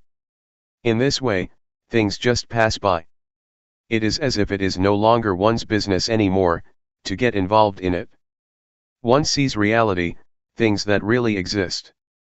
Feelings really exist, they have their own ways. The mind that thinks is one thing, that which knows and sees is another thing. Whatever arises in the mind, that is a pair with the mind. Whatever phenomena, wholesome or unwholesome, those things do exist, and one sees them, one discovers and sees, one suddenly meets them. Having discovered them, one passes them now. We can say what they are, that they are this and that, and we can pass on. We watch with awareness, we watch continuously, we watch the body continuously, we are aware of the body incessantly. When we watch, we see. Sometimes, we watch the body and we see thought. The movements are one thing, thoughts going out, are another thing, and awareness is still another thing. When one looks, that's the way it is. It is comparable to there being 3 separate things, 1, awareness, 2, the movements, 3, Thoughts going out. When one watches a lot, one sees, one's vision becomes sharp. The state of watching develops and grows, it knows and it sees. It is quick, swift, it keeps up with things. This kind of eye knows in time, it knows in time what's happening. One keeps watching, and the awareness that is abreast of things suddenly makes a discovery. It is seeing through discovering, not seeing through thinking or seeing through knowing. Seeing through knowing and seeing through discovering is different. Seeing through thinking is far apart, seeing through knowing comes a bit closer, but seeing through discovering meets things in an immediate way. The posture of sitting and the movements we make are solid objects, they are rupa, rupa dhamma, physical phenomena. What orders the body to get up, sit down, walk and move, are nama dhamma, mental phenomena. In other words, it is the mind that knows things. In actuality, these things are nothing other than just the body and the mind. Body-mind, rupa nama. The words body and mind are limited, but the words rupa nama are terms that indicate mastery. There is mastery just as with learning how to write. At first, one just knows how to write the A, the B, and so on, but when one continues to study, one becomes proficient, one can put the letters together and words are formed, it becomes language that can be used. This is the same, one sees rupa dhamma and nama dhamma. There is just this much. The body, from the top of the head to the soles of the feet, is a lump. As for nama, it can't be touched but it has power, it orders the body around to do this and that. It is the boss, the body is the servant. This is an old saying, in Thailand, that we all know, but we don't see it through discovering. When we do see it, having discovered it for ourselves, the truth is revealed, nama dhamma are the boss, they are in charge and tell rupa what to do. We see this now. The dhamma, in Thai pronounced in the same way as the word tum, which means to do, refers to nature that exists by itself. It is as it is. As for the word tum, rupa and nama, they act, they do good and evil, it is because of this body and mind. If the mind thinks in good ways, there will be good actions, if it thinks bad things, it will do those things, it will link up with rupa. If the mind thinks bad thoughts, the body becomes bad as well, and it turns into evil. If the mind thinks good things, it will order the body to do good things. The result is wholesome and meritorious. One sees now that the cause, the principle, the foundation, is to be found here. Good and bad actions are rooted here. One sees that it is like this. One becomes clever and skilled in this way. It is as if one is told something, as if something is revealed, it is as if something opens up, and one can look inside.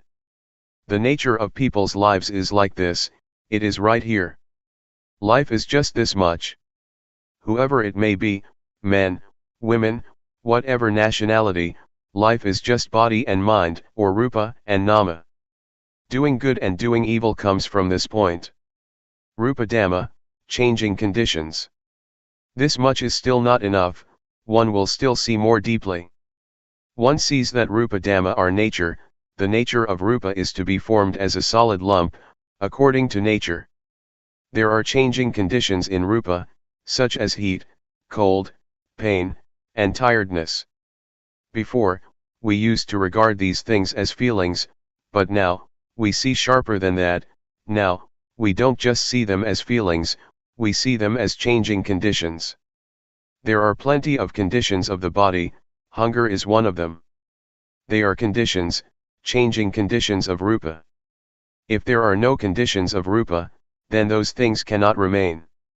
Nothing will be left of them. Both heat and cold, for example, are signs that indicate dangers for the body, so that the problem will be solved.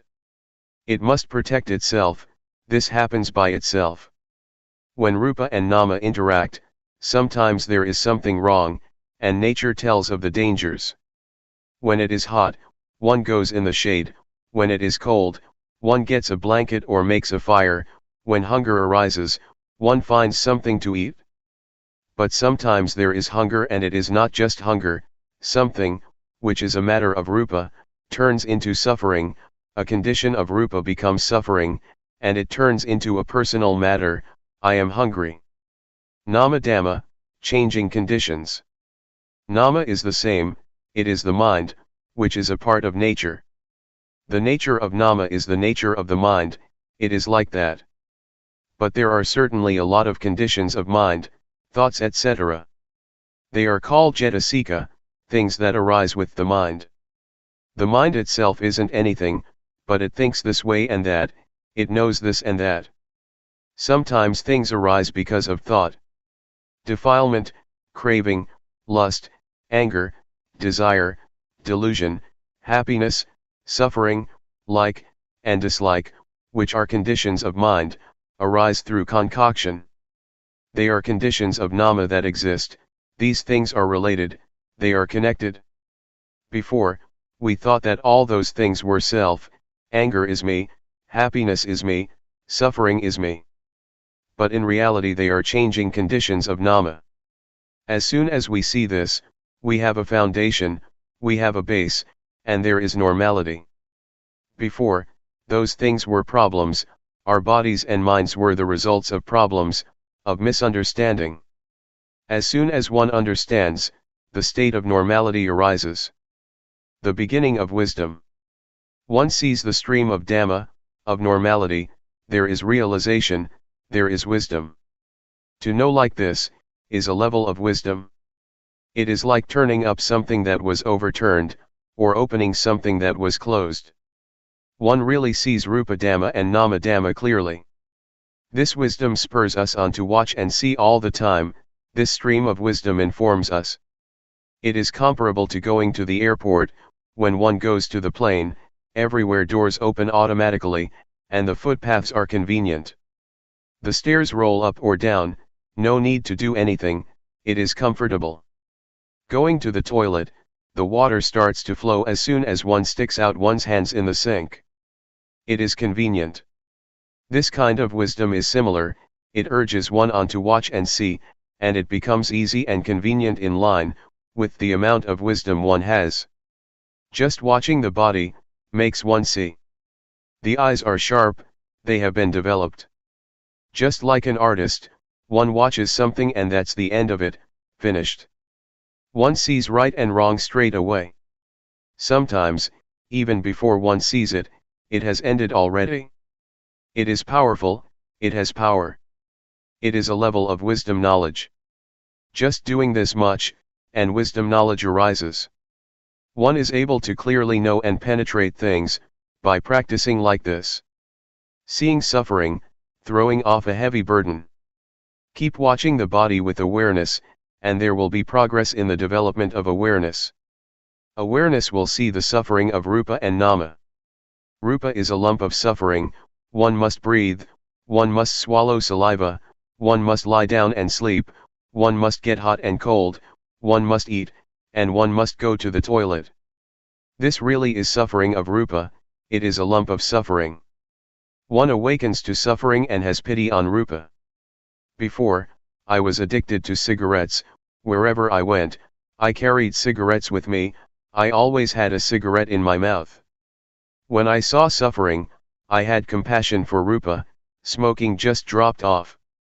To breathe in and not to breathe out is suffering, to breathe out and not to breathe in is suffering, to eat and not go to the toilet is suffering. This really is the suffering of Rupa. How could one add more on top of that, by making it do this and that? The hands can't stay still, they restlessly move about. This makes one see suffering, a lump of suffering. I felt so sorry for Rupa that tears flowed. How did it manage to survive through these last 30 years? Before, I really didn't know all this. On seeing like this, some parts of suffering just dropped off. It is like shaking a fruit tree, a lot of fruits will fall down easily, but others don't come down, one has to pick them or use a long pole. There was still suffering, comparable to being in debt $100, and one has already paid off $70 to $80. Or compare it to carrying a weight of 100 kilograms, and one loses at least 70 kilo. The parts of suffering that dropped off really had an effect, it really was the stream of liberation from suffering. Concord between Rupa and Nama. This kind of wisdom sees Rupa and Nama, it sees the suffering of Rupa and Nama. The suffering of Nama is to think and feel sad. It refers to worry and anxiety. The suffering of Rupa is similar to that of Nama.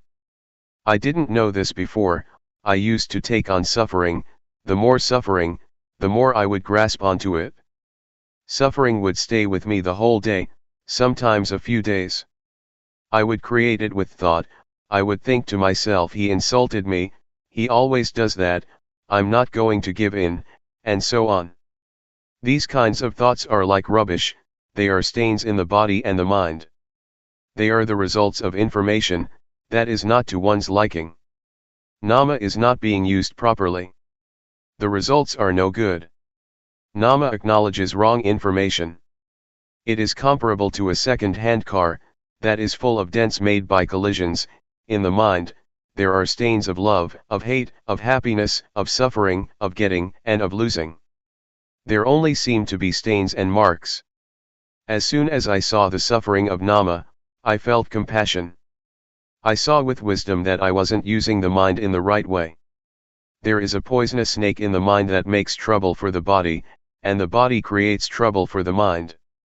But when awareness arises, there is concord, there is a sense of neutrality between them. Actually, a lot of harmony arises between body and mind. Body and mind no longer oppress each other, there are no more problems. Now, I know. There is realization. I see the suffering of Rupa and Nama, and the next stage is to see the disease of Rupa and Nama. The disease of Rupa refers to sickness, pain, fevers, and dangers of the body. The disease of Nama refers to impurities of the mind, craving, etc., that defile the mind and make it dirty. The disease of defilement, of craving, of happiness, of suffering, of love, and of hate, kill one, that is to say, they kill the normality of mind. This is the way it is. When I saw things like this, it was as if I was cured from a disease, just as if I went to the doctor with a stomachache, and took medicine for it. It really was like that. Seeing like this made me overcome and be liberated from problems. Knowing Rupa and Nama acting, religion is the individual. Then I understood that the actions of Rupa and Nama are good, because of this Rupa and Nama, they perform bad actions because of this Rupa and Nama. Whether it is right or wrong depends on this Rupa and Nama. And I understood religion is the individual. An individual means, a body and a mind. People from all nationalities have a body and a mind. Religion is the person. A person acts in a good or a bad way through using Rupa and Nama. One abandons evil with Rupa and Nama. Religion is your life. If one still acts, speaks and thinks in bad ways, one may recite the formula of taking refuge in the Buddha, Dhamma, and Sangha, Buddhang Saranang Gacchami etc., but one won't be a religious person. This is just religion according to registration, one hasn't yet experienced what real religion is. I understood things like this. Oh, real religion means the individual. Religions teach people to do good and to refrain from evil, this is what religion is. Knowledge enters into this, it is like a stream. One keeps reviewing things, such as Rupa Dhamma and Nama Dhamma. One sees the conditions of Rupa and Nama, whatever arises with Rupa, is a condition of Rupa, whatever arises with Nama, is a condition of Nama. They are not permanent, they are rubbish. Before, I grasped them, grabbed hold of them, I clung to conditions as being self, heat was self, cold was self, hunger was self. Before, I took those things and made them into a problem, I made all those things into suffering. Actually, it is good to be hungry, one should be thankful to hunger. Heat is the same and so is cold. If there was no hunger, things would become impossible, one would die. Before, I took it to be suffering, but when I knew like this, I felt grateful. This is not a matter to suffer over, it is just as it is. One sees the conditions of nama in the same way. Anger and suffering are things to throw out. Seeing the three characteristics. One sees that those things are not permanent. One sees the three characteristics. Seeing the three characteristics is like having a magic eye.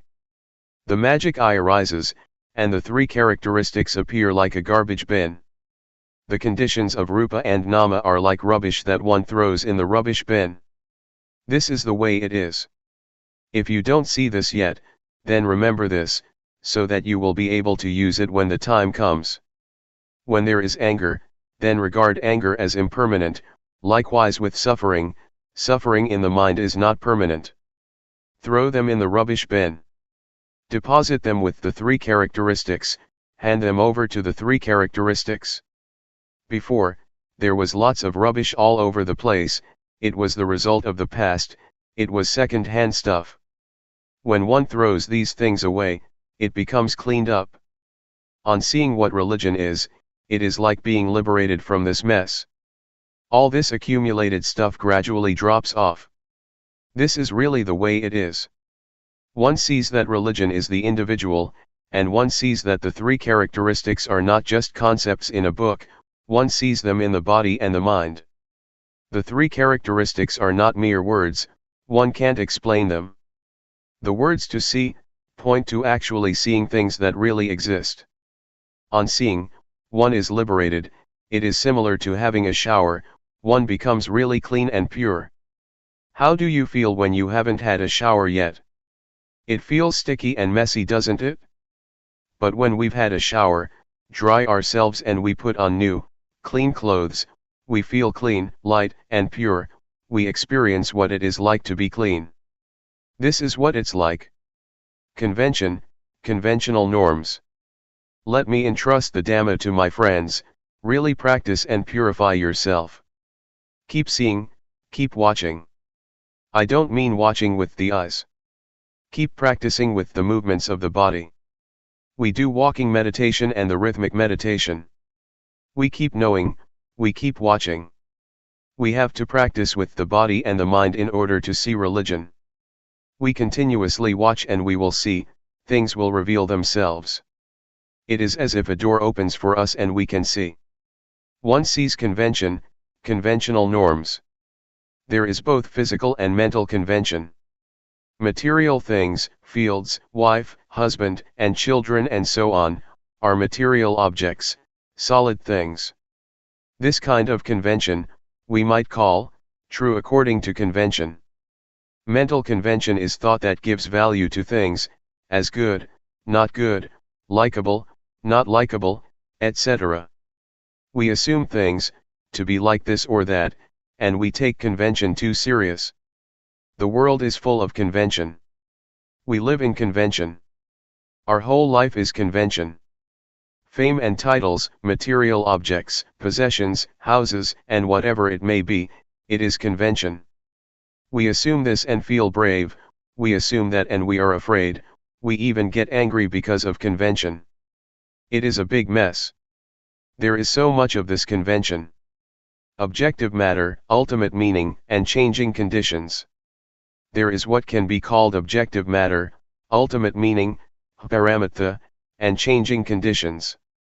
In and outside of oneself. Trees, mountains, the earth, the sky, and the weather, are examples of the external. We create them through convention. Originally, they are just nature, and then we go and assume them to be this and that. Internally, there are suppositions of flesh, skin, hair, and so on. The eye, ear, nose, tongue, body, mind, and their interactions with form, sound, smell, taste, etc., are a kind of objective matter. Both internally and externally, there is objective matter, ultimate meaning, and changing conditions. Many of them are connected with living beings and their lives, the world is full of them. This is what one realizes and comes to know, one understands and sees convention. Before, I depended on thought to create magical verses, to create what is good, what is wrong, and I even created merit by using thought. In the past, I created all merit from outside, by thinking, sometimes I would think to get something good from other people, or from material things. I took refuge in external things, such as charms and talisman. I would do good actions and make merit depending on others, thinking that others would be able to give me merit, believing that to do like this and that would be meritorious. It's just thought. It's convention. The various conditions and magical chants are nothing but convention. I didn't know this before, but when I understood convention, all this magical stuff lost its allure. Before, as a magical healer, I used to teach people to depend on me, but now I must look after myself. One does what is good and what is bad by oneself. I don't get lost, convention doesn't fool me anymore.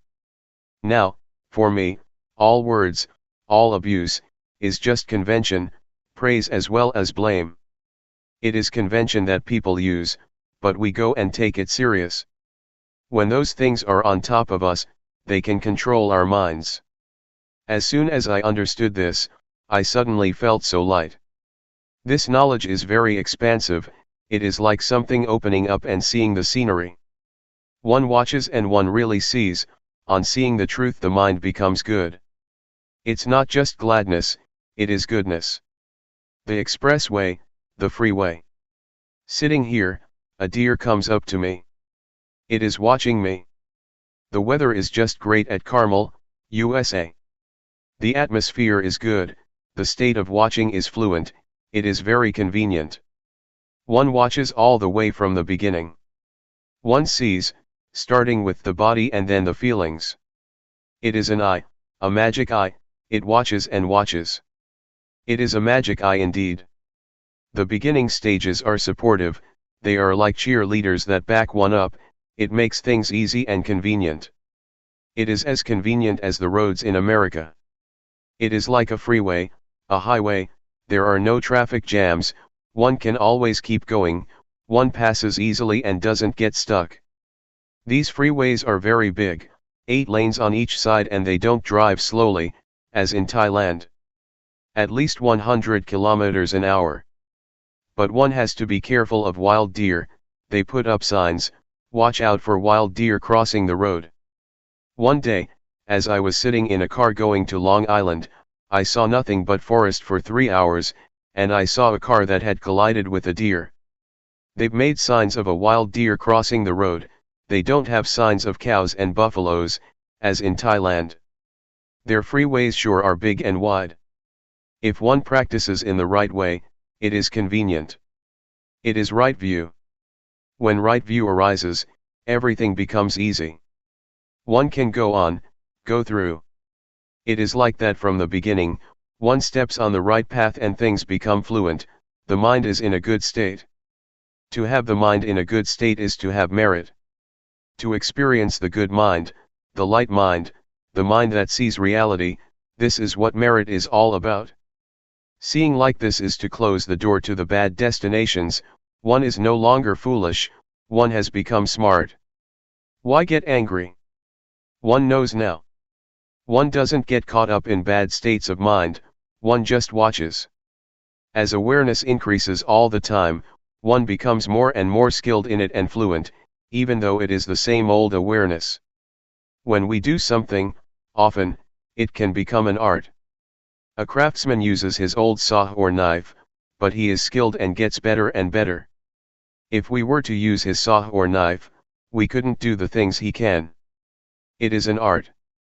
Athletes are the same, they play for a long time and they become artists, they are fluent and they can be champions. A boxer, for example, when he trains for a long time, can win. Knowing the beginning stages is like a cheerleading team, it gives support to make progress and not to regress. Seeing thought, being a human being. If one practices in the right way and there is right view, right aspiration will arise, and then right action, right effort, and so on. Energy arises and one will see things continuously. One watches and watches and watches. And suddenly, one will see thought. When one sees thought, it happens accidentally. Before, one saw it also, from the beginning of seeing the mind, seeing Dhamma, seeing Rupa Nama is the same. But now, one is suddenly confronted with thought, one really sees it, one sees thought. Before, one saw it too, but not clearly. It was indistinct, one saw it as a stream. But now, one really sees it clearly, one really contacts it. It is hard to express. Thought is something gross, something unjust. On seeing thought, one doesn't just see it and that's all. As soon as one sees thought, the thought collapses, the grossness, and its not being just, cease to be. The unintentional thought stops, it comes to an end. Before, we didn't know thought, but when we see it, the mind rises up. Of this one might say, one has now become a human being. The mind is on a higher level than before, there is a victory. There is no burden, it has put it down. That's what it feels like. It really is hard to describe. I'm now talking about it too fast. Before one has such an experience, it takes quite a while, many days or many months. One knows incessantly and the mind progressively rises higher. One could talk in terms of the mind rising up, or in terms of the mind being purified, being cleaned. When one sees thought, one realizes that one is now a human being. Being a human being is this, it is this state. One sees and understands what angels are, they are not anywhere out there. To be an angel is to have a sense of shame of wrongdoing, one can under no circumstances, do, speak, or think evil things. The body, as well as speech and the mind are clean. This is what it means to be an angel. To have a sense of shame to do what is bad, is something that others cannot see. But one sees it oneself. Before, the mind could think whatever it liked, all sorts of crazy and wrong thoughts. But on seeing like this, it is as if there is virtue. One sees what angels are. I used to think that they lived in the sky, and sometimes I called for them to come and help me. Well, these days, angels are supporting me. They praise me. The door to the realm of the hungry ghosts, hell beings, thick-headed demons, and the animal realm has been closed for sure. I can guarantee that I won't get reborn in any of those realms. Now, the mind is as high as the mind of an angel, a Brahma god or a divine being. Oh, a human being is like this. The Buddha said that to be born as a human being is a great gain, it is an excellent thing. Integrated virtue, knowing the path to follow. One can stand on one's own feet at this point. There is virtue now. Once there is virtue, one knows. It is the training in virtue. It is integrated virtue, the kind of virtue that goes in the direction of the paths and fruits of practice. One may as well say that there is virtue, firmness of mind and wisdom. Virtue helps, gives more energy, the power of virtue, firmness of mind and wisdom help even more. One sees and understands the path. Watching all the way through, this state of watching and seeing, and when seeing, not being caught up, this is the path. One sees and understands this, one gets a foundation here. When one knows the basic stage of Rupa Nama, one falls in the well of knowledge and joy and analytical knowledge arise, which are defilements due to insight. One sees Rupa Nama, then the three characteristics, convention, and one falls in the well of knowledge, there is so much reflection in the mind. But I depended on Luangpor Teean, who taught us in the mornings and evenings. He said, watch well, when you see suffering, don't be the one who suffers, when there is happiness, don't be the one who is happy, when peace arises, don't be the one who is peaceful. Know and see these things, don't get caught up in them. I got a good foundation from the beginning, it supported me. It's like a young student that goes to a good school, he or she gets support and is able to learn well. I saw the path, it has been the path all along. This path aided me to go to higher levels, comparable to studying at a high school and then at a university. Sometimes my fellow practitioners at that time said that, they knew Rupa Nama, but from their actions, behavior, and speech, one could see that it wasn't so. They still quarreled, they still did things without awareness, their minds still concocted things up, and they acted without clarity. This indicated that they didn't know yet. When one reaches this point, of seeing Rupa Nama, how could one think or do like that? Just thinking is already something defiled, and to then speak or act so that one is a burden and quarrels arise, would be impossible. When there is a high level of practice, not just using reasoning and memory, then one sees the path. It is the whole of the practice. One becomes experienced at seeing Rupa Nama, just like the craftsman using his old saw or knife to become an artist. When one is fluent, this is the path, it is the whole of the practice. It is purity, that is to say the state of watching and seeing, and on seeing not being caught up. This is purity, it is the highest virtue, the highest firmness of mind and the highest wisdom. The aggregates of sila, samadhi, and jnana are close together, so much so that there is nothing that is soiled. One feels clean, like someone who has put on clean clothes. One won't let anything soil one's clean clothes. Stains will be seen clearly because one's clothes are clean, and so dirt and dust can't remain, it will be brushed off immediately. The diamond of the Dhamma, being a noble one. To look inward is a diamond, it really is a diamond. It is the diamond of the Dhamma. I rarely talk about this. Wherever I go, I talk about being the watcher, watching and seeing, and on seeing not to be. This is the direct way to destroy identification with conditions. This is the diamond that melts down or drills a hole in the fetters. How can the ego remain?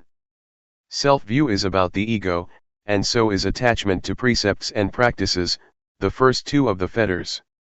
The state of watching and seeing, and having seen not being, is very swift. If you don't have any knowledge, then know this matter first and practice with it, it is a shortcut. The way I see it is that, this is putting one on the right track. Just catch on to this. Don't be foolish and get lost, see. And on seeing, don't go and get caught up with what you see. Just pass by, keep passing things. This is the freeway. This is the path. It is the most convenient for practicing, one doesn't waste time, doesn't get stuck or hooked. Don't sit with closed eyes, that's crazy. See what's there. Happiness and peace, for example, see it and pass on. Those fetters are unable to stay. The first three fetters just fall apart. And one really becomes a noble individual. This is the exalted mind, the good mind. At this point, one can know for sure, without a shadow of a doubt, that one is a noble one. Being a noble one happens at this point. The door of the good Dhamma is right here. The state of watching, seeing, and not being is the door to the truth. The noble Sankhya arises at this point. This is not being a noble one through convention, it is more than just reciting the words of the ordination procedure, that is convention. Being a monk is real in the conventional sense, but being a noble one arises at this point. The point of destroying the fetters and the ego. This realization is for the extinguishing of suffering, or the taming of defilement, it brings about coolness, one doesn't cause any trouble or danger, neither for oneself nor for others. Impurities are melted down and digested. There is no more me and mine. This is due to the power of the knowledge from the beginning stages upwards, seeing the three characteristics, convention and suffering. That knowledge is a powerful support to make progress in a dignified and bold manner. Whether it is the 3, 5, or 10 fetters, they all fall apart.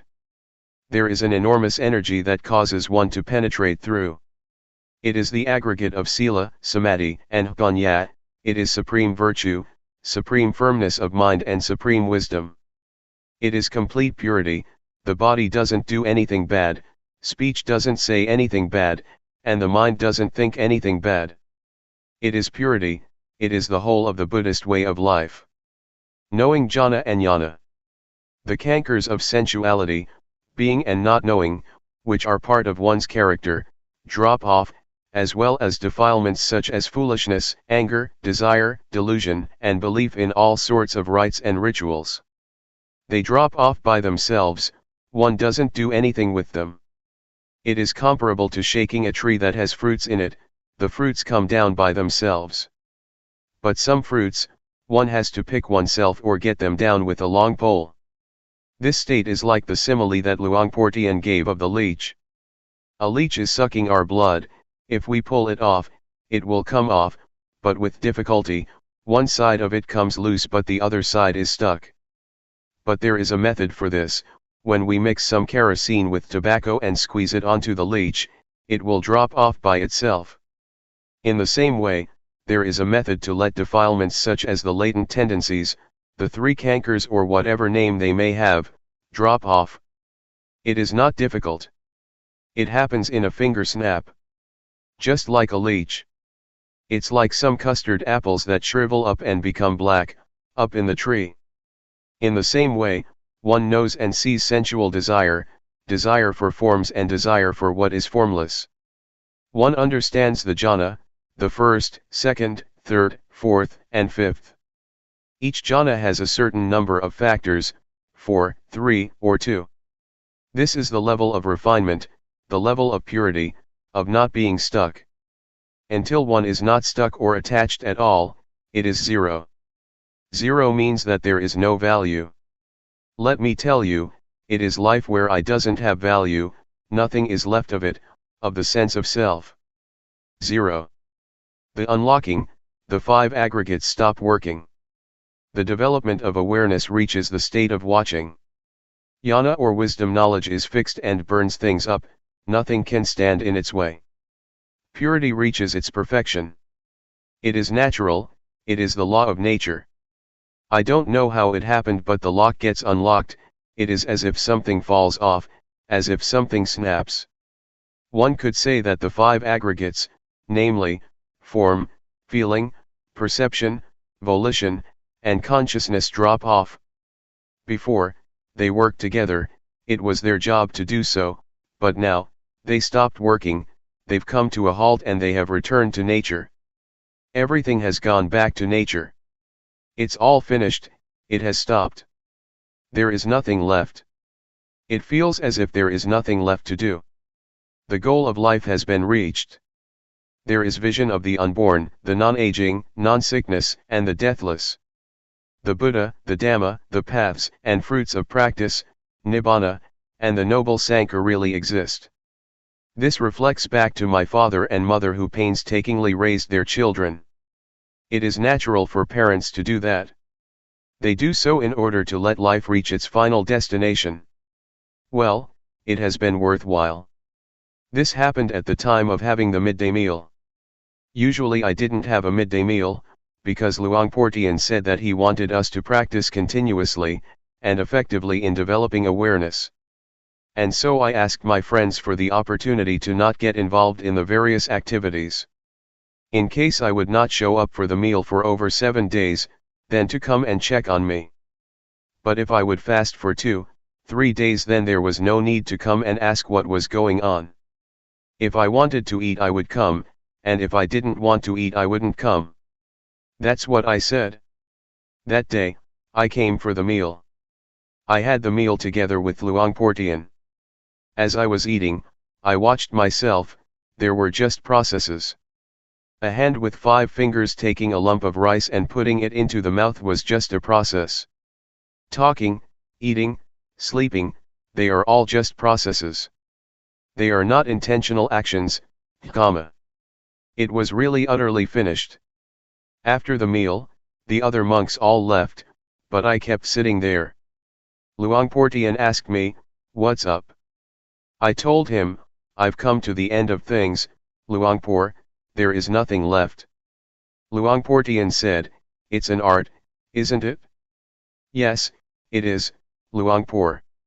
Next, Luangpor said, "Just practicing this much and you get these results. Does the Buddha really exist?" "Yes." "Do the paths, fruits, and Nibbana really exist?" "Yes, they do."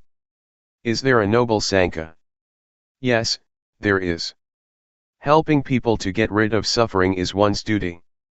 Then, he said, teaching people to know like this, is better than making merit by building a monastery, a ceremonial hall or material things. We have to work together, doing our duty to teach people to overcome suffering. This is the profound past of my life. I remember a big tree that gave lots of shade. My hut was on the east side of the monastery. The Buddhayana Forest Monastery. It was there that my life changed. These memories are deeply embedded in my heart. May you listen to these words with earnestness, don't bother about who it is that is speaking the words. In memory of Luangpor Teean. I bow to the Buddha, the Dhamma, and the Sangha. I pay respects to the senior monks and all fellow practitioners, and blessings to all of you lay people and upright men and women. This is the time to listen to Dhamma, as we do every morning and evening. I will talk about things that we are practicing with, things that we can use in our study of the Dhamma. This can bring about a balance, a point of understanding and realization. The more we take the opportunity to practice, to develop awareness, to make contact with awareness, to let the body experience awareness, the more we see delusion. What is delusion? How does the experience of awareness differ from delusion? It is a lesson for us to see these things that are happening within. Being aware is to experience things directly. It is not thought. It is not reasoning, or anything to do with like and dislike. That is not the way we study. Rather, we practice. We have the intention to build up awareness. Delusion is ahead of us, but we see it clearly. Delusion can come from many causes. It can come from thought, or it may arise by way of the eye, ear, nose, body, or mind. Both internal and external conditions are involved. Delusion arises, even though that is not our intention. We see it. This state of seeing is a realization. Anything that one realizes is a matter of practicing Vipassana. To meditate means to develop a lot of awareness. Being diligent to know, is what meditation is. We recognize when there is no knowing. For example, we see feelings, we didn't ask for them to arise, they arise by themselves. They arise in the body, rupa, and in the mind. We see them, we don't deny anything whatsoever. We don't deny what arises, anything that is connected with the body and the mind. This is the way that Luangpor Teean teaches. And so we follow what our teacher says. He is our example. He would teach and he was an example by his behavior. This is what we take as our standard. We can learn through external means such as the movements with arms and hands. We can learn to feel the movements. This is what Luangpor Teean taught. And further, he taught to see the various changing conditions, such as thoughts and feelings, and to not be caught in them. For example, thought, to see thought, not to go into thought, to see the mind thinking. He taught very clearly. But some people don't understand. The words are easy to say, but when we practice, we can't do it. We use thought in our practice, which only messes things up. Luangpor Teean said to know in a direct way. See thought, don't be tangled up in thought. That is the right way. And having seen it, we return to awareness of the body. We should take an interest in the movements of the body. Just doing that much can put a stop to thought. It's easy. What makes things difficult is that we go and mess with thought. Whatever arises in the body or the mind, it is our duty to be the watcher.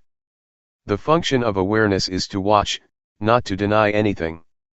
There are many things to watch, so we shouldn't get carried away with things.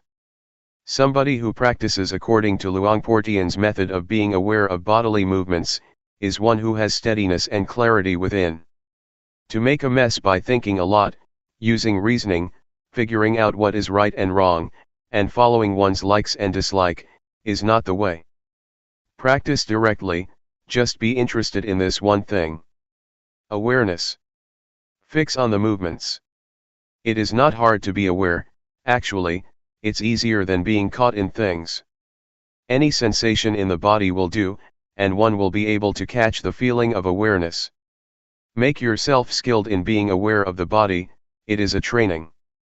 But make it clear, To know clearly is the first step, do it the right way and see clearly. For example, we put our hands on the knees. We really know that our hands are on the knees. Whoever may say that we don't know, that's their business. Turning up the hand, we know. The objects that we know really exist. They are objects that we experience for ourselves. Raising the arm, we know, it is a clear knowing. It is an answer or solution in itself. However we move, we know. Besides this knowing, we see the feelings that arise, crystal clear. We don't get caught up in feelings. We see the feelings, and that is the solution. Anything that arises in the body or mind, that we see clearly, is a solution in itself. One sees thought, for example, and thought cannot fool one anymore. One sees feeling, and feeling can no longer fool one. Every time that something arises, one is ready to respond. One gets a foundation that makes one pass on all the time.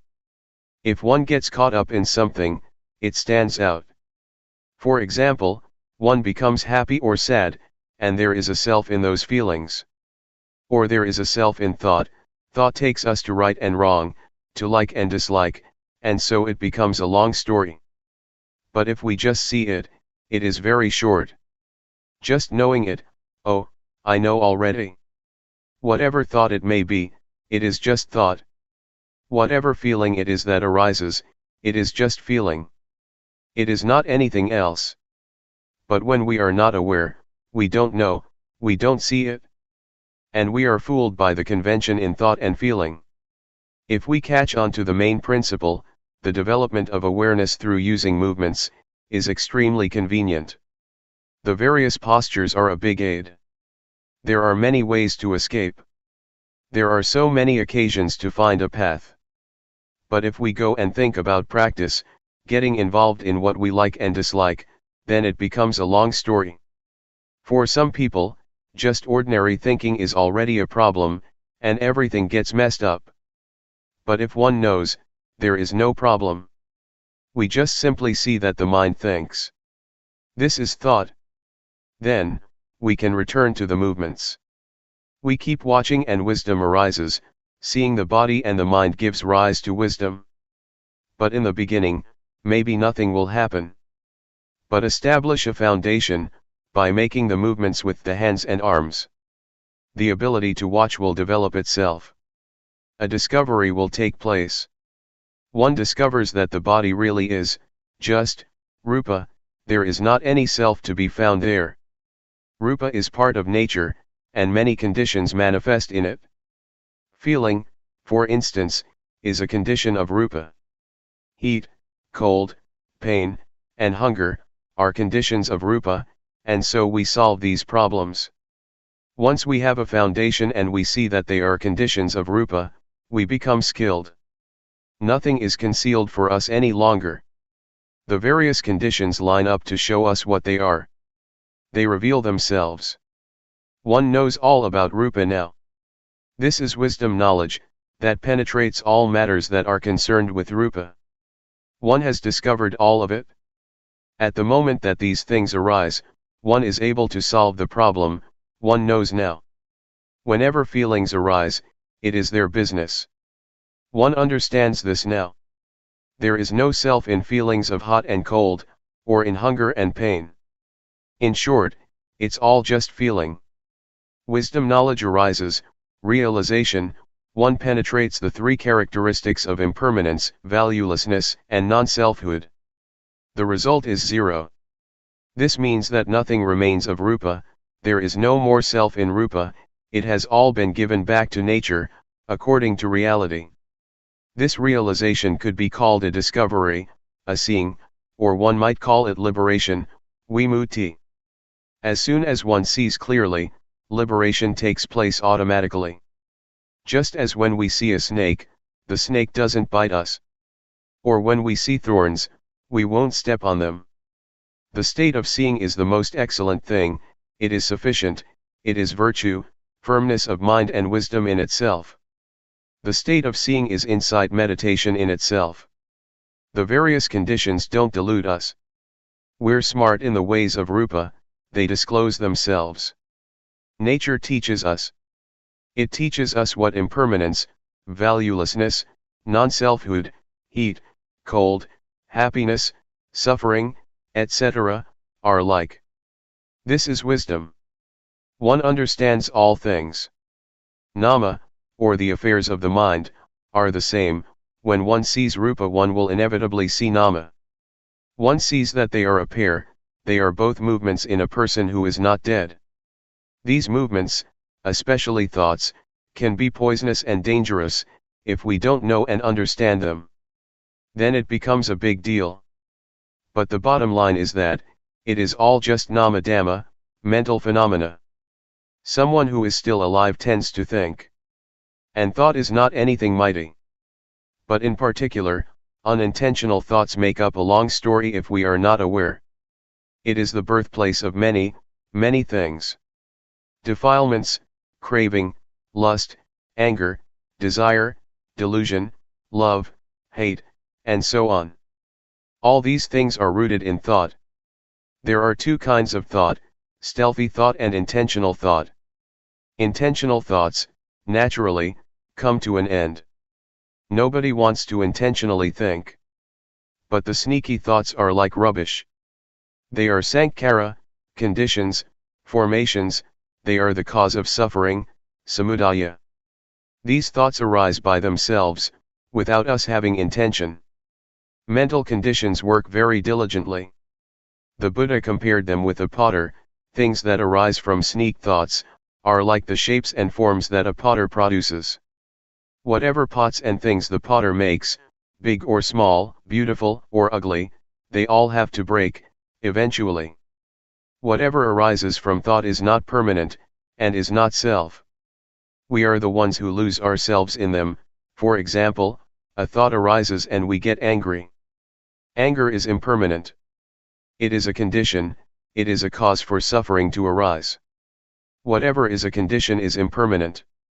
One can foretell it, that the condition will pass away. Face conditions with this fact. In this way, they won't establish themselves. It means that we know in time. It is like watching a conjurer. If we have sharp eyes and know what's going on, we don't believe his tricks and it is not fun. The more he performs, the clearer we see what he's doing. We see the deception. What is happening in our minds is just the same, we see what happens clearly.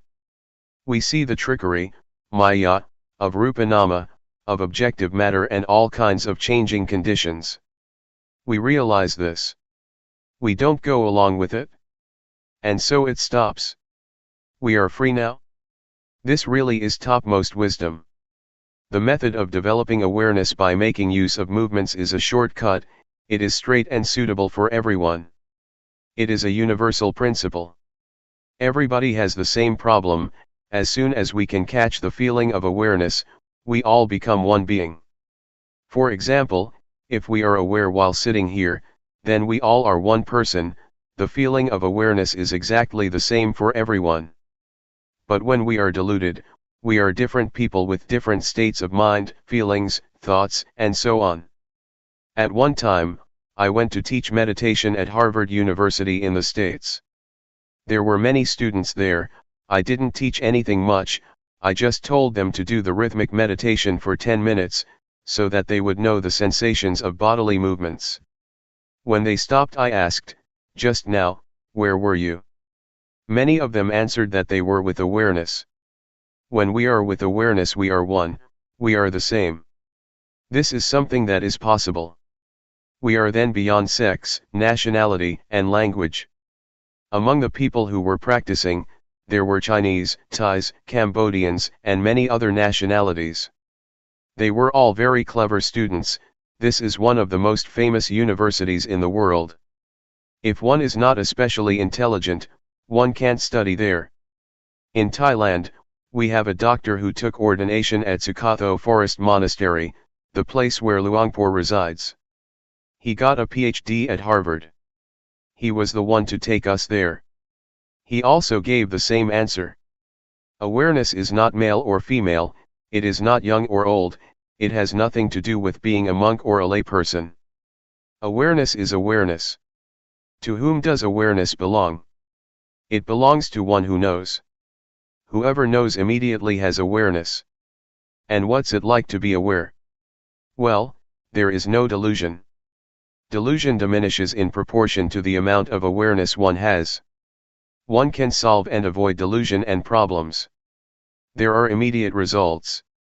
When one is aware, one doesn't have to wait for results. Whenever we are aware, we get the results straight away. No need to wait for an hour or tomorrow. It is Hapajit to be experienced individually, right there. We turn the hand up and we know, we raise the arm and we know. It is not like planting rice, pepper, or whatever, that takes a year or half a year. But with developing awareness one gets results immediately. Whoever is very diligent will get lots of results. But some people seem to be diligent in getting deluded. This tends to happen because when we start focusing on awareness, thoughts are pushed to the surface. This deludes us in all sorts of ways. So try to make awareness crystal clear. Don't let it be 50% awareness and 50% delusion.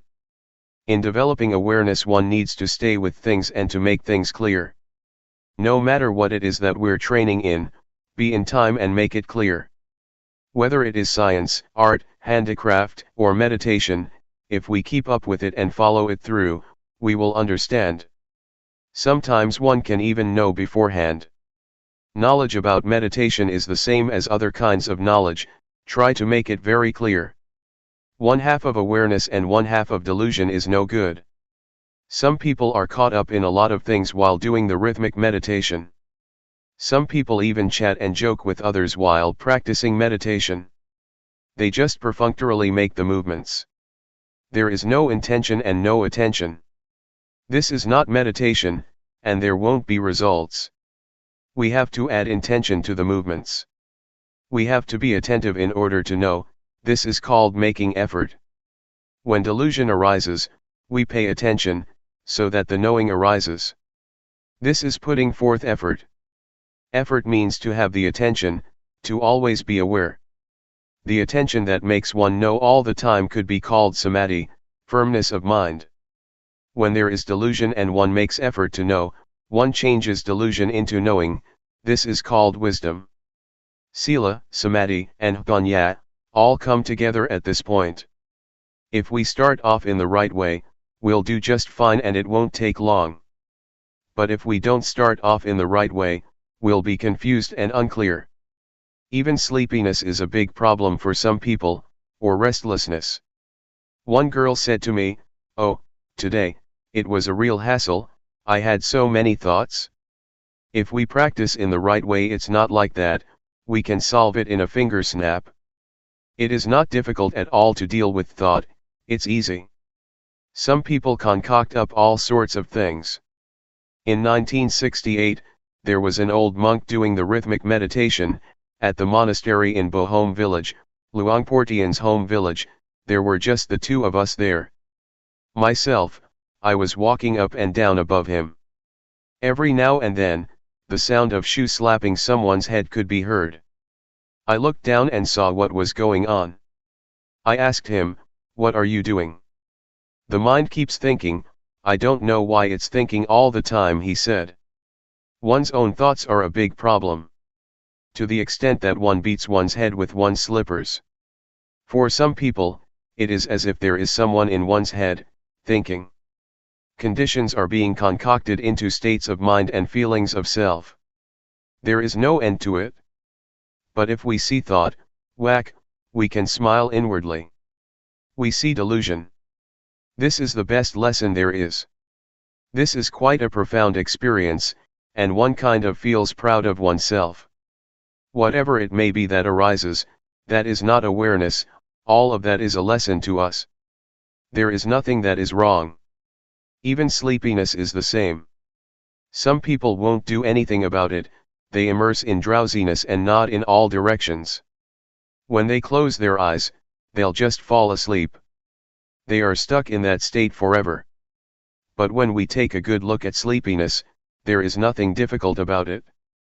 It really can be solved and overcome. Then there is no more problem. But if we don't know how, and we are unclear, if awareness is not firmly established, it turns into a big thing, sleepiness. It makes one feel exhausted and there just isn't any energy. Sometimes in addition tension and headaches arise. We should try to wake ourselves up.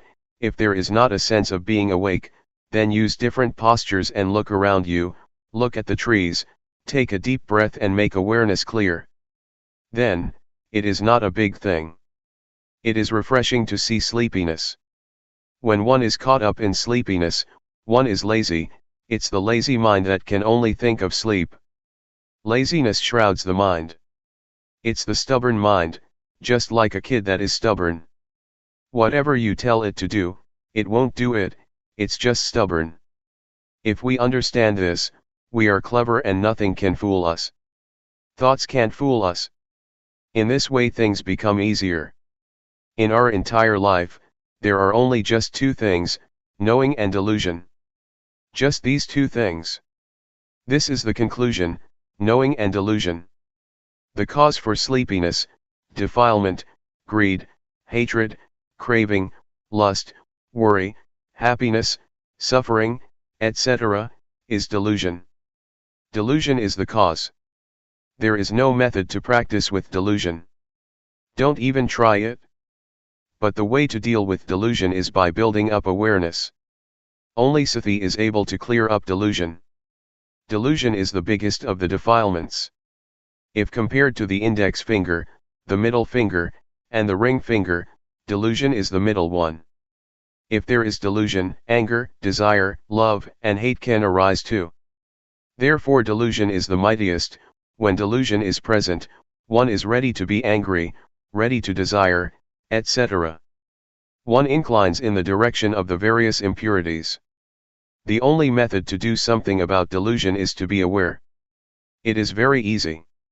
It is the path. One sees and discovers the path. The method of developing awareness by making use of movements is applicable to everyone, regardless of sex, age, nationality, and language. It is a universal principle. Whoever tries it out won't be able to deny it. Nobody can deny it because it is a true principle. We have Luangpor Teean as our example, as our model. His life was exclusively devoted to the development and practice of awareness. I'd tried out several methods when I found out about this one. I was very satisfied with it. It was good enough for my life. One time some Westerners that were teaching their religion came to the place where I was teaching in the USA, together with their students. They were standing outside the room I was in, about 8 people. They asked to interview me, through the translator. I said, all right. They came in together with their disciples. They stood there and asked me, what is it that you know? You come here to teach, so what do you have to teach? I first told them to sit down. Then, I told them, I know myself. What does somebody who knows himself know? They wanted to know. So I told them to put their hands on their knees. Know when turning up the hand, know when raising the arm. This is knowing oneself. They tried it out. They knew once, twice, and on and on. I said in English, aware, aware. They were satisfied. They confessed that at first they had lots of questions, and had the intention to crush me. But when they experimented like this, they understood. Suppose one knows like this for a whole day, what will happen then? Or 1 month? Do you want to find out? This is what I know, other things I don't know about. You Westerners are able to go to the moon, but that kind of wisdom is worldly wisdom, it is not enlightened wisdom. Enlightened wisdom is to know in this way. They said they would try it out. The next day, one of them brought his father and a chair too. The father was quite old, so he practiced sitting on a chair. This is real stuff. It cannot be denied. We don't have to waste time. This is a true principle of life. Everybody who is sitting here has a body, rupa, we're all the same in this respect. There are feelings, heat, cold, pain, hunger, etc. For example, the condition of the weather in this monastery, we all experience in the same way. It's a little bit cool. The weather here is not the same as in Buriram province, where I was yesterday. It was really hot there, I was sweating all the time. But here it's really nice and cool, refreshing. The cold or hunger, we experience in the same way. Pain, also, is the same for us all. But are we keen-eyed enough to let wisdom arise? All wisdom arises from things connected with Rupa and Nama. Wisdom is to thoroughly understand conditions, Sankhara, the conditions of Rupa and Nama. It is not a matter of knowing external things. That is not the wisdom of the Buddha. The wisdom of the Buddha is to know like this. The wisdom of the Buddha knows about liberation and how to not suffer. No need to mention things like ceremonies and rituals. What is important is to have this kind of knowledge. This is what Luangpor Teean teaches us. Regardless of what kind of person you may be, it is the same for everyone. Awareness is not male or female, and it doesn't matter whether you are a monk or a layperson. It is the same quality of knowing. It is not as if awareness of a monk is one thing, and awareness of a layperson is another. This is the principle of being one, of all life. There are no exceptions. It is not a sect, it doesn't belong to a certain nationality, nor is it connected with any language. It is one and the same for everyone. Nobody can deny that. One shouldn't differentiate between Christianity, Islam, and Buddhism. Or divide people into this and that sect. That's not right. When anybody has this quality of knowing, one immediately experiences the universality of awareness. But when there is delusion, many conditions can arise. One might be somebody's enemy, but when there is the knowing, never mind. The Buddha compared awareness to living with one's parents at home. Whoever is aware, is on one's father's property. One's home is a safe, comfortable, and warm place. When one is deluded, it is as if one is homeless, desolate, and destitute. But the one who knows feels warm, there is nothing arising for him or her, there is no fear, no happiness, no suffering. Life is zero, life is void. There isn't anything. In the end, one takes not having anything as one's refuge. Not having and not being anything. Taking nothing as one's shelter. There is nobody who is happy, there is nobody who suffers, there is just the seeing of these things as conditions. There is just discovering the affairs of the body and mind. But one doesn't identify with those things. One just sees and sees. Speaking in terms of being, one could say that one is the watcher. There are things to be watched all the time. That is to say, for someone who is not dead yet. Inside of us, things appear continuously. And outside of us, also. So we don't have to waste time. We are very fortunate, we have come together in order to practice. This is a good model, we get a good example from our friends here, and we get to hear Dhamma talks, which are a good lesson. Practicing here, we get experience. We listen and we practice. This is just perfect. Don't think that I'm special, I don't have any knowledge, I just know myself. I don't know about other people. But I succeed in escaping from suffering. My birth as a human being has not been wasted. No matter how long life may last for, there won't be any problem. I stay right here, watching. Being the one who sees and watches continuously. What arises is seen all the time. I have talked about things that can be verified, it is not talk about things up in the sky. These things can be proven to be true, they can be experienced by all of you. This is the truth, this is reality. This is really studying life. Liberation is to be found right here. The method of practice is like this. We are all able to practice, without exception. I have the opportunity to meet with you, and be your spiritual friend. I don't keep still, I go from here to there.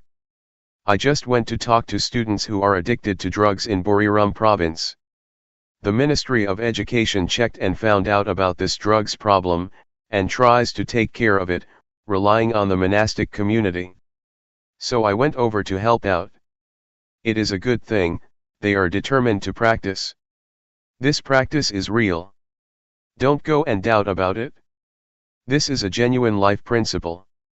The foundation of religion, of the overcoming of suffering, of liberation, is right here. It is to be found in every rupa and nama, i.e. in every one of us. Everybody has determination and purity of mind, the mind inclines to the right direction. May that determination and purity be the power for you, to meet the truth, Satjadhamma, that is to say the state beyond birth, aging, sickness, and death. May you all discover that in this lifetime. Dhammaroot. Throughout the time that we spend together here, may you determine to train yourself, depending on the postures of walking meditation, and rhythmic meditation while sitting. Move your hands and arms as has been instructed, and see and be aware of getting up, walking, sitting, and other movements of the body in the various postures. Fix on awareness, build up awareness and stay with awareness a lot. Be aware when your mind thinks of this and that and goes to other objects, because it will abandon the watching and seeing of the present, existing posture. Know how to put down thoughts and moods, pull yourself away, and come back to watch and see the movements of the body. Train yourself to be skilled at this point. Establish awareness properly. Take this way of practicing to be your work, depending on this body as the base. See rupa moving and see nama moving. These actions, of body and mind, are kamma, intentional. Train to see the basics of life. The first aspect of life that we will really see is rupa and nama. See it like this. Know which part is rupa and which part is nama. Rupa is this body of ours, that moves to and fro in the various postures, such as walking and sitting.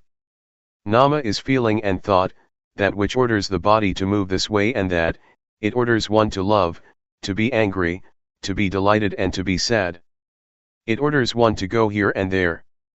All of that is the state of nama. All of it is a movement of the mind. This is called nama acting.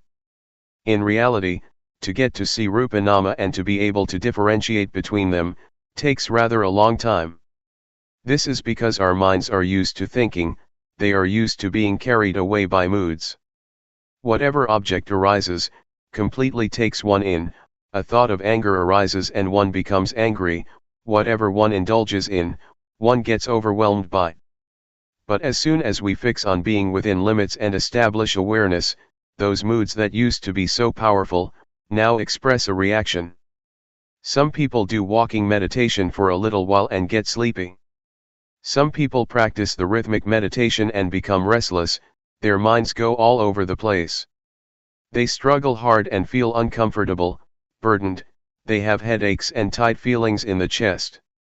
There are these troublesome things that come up all the time, they are obstacles. Understand this to be ordinary. Don't be annoyed, uncomfortable and burdened by those various manifestations. Establish awareness, hold on to awareness well. Whatever states or conditions arise during the practice of meditation, recognize them, see them. Have crystal clear awareness. Recollect what your main duty is. It is to cultivate awareness, and to see the body as it is moving in its present posture. This is the foundation. As for thought or any moods that come to interfere, regard that as ordinary, take that to be objects that change according to the habits of the mind, that hasn't yet been trained. All right, when it arises, but our main duty is to establish sati. Be aware, arouse awareness in order to see the body, always see the states, conditions, and whereabouts of the body, as it is moving about as clearly as possible. Know how to put down thoughts and moods that are, continuously, changing, don't let them be obstacles. This point right here, might be a big issue for some, and not a big deal for others. Characteristics and conditionings, tend to vary according to previously accumulated habits. Sometimes the thoughts and moods that interfere are quite powerful. They might make one's mind think in line with them, until one is fooled and forgets oneself. The mind wanders away, it gets really fascinated with those things. Never mind. When we realize it, and are newly aware, be careful. Come back to fix on awareness and keep on practicing.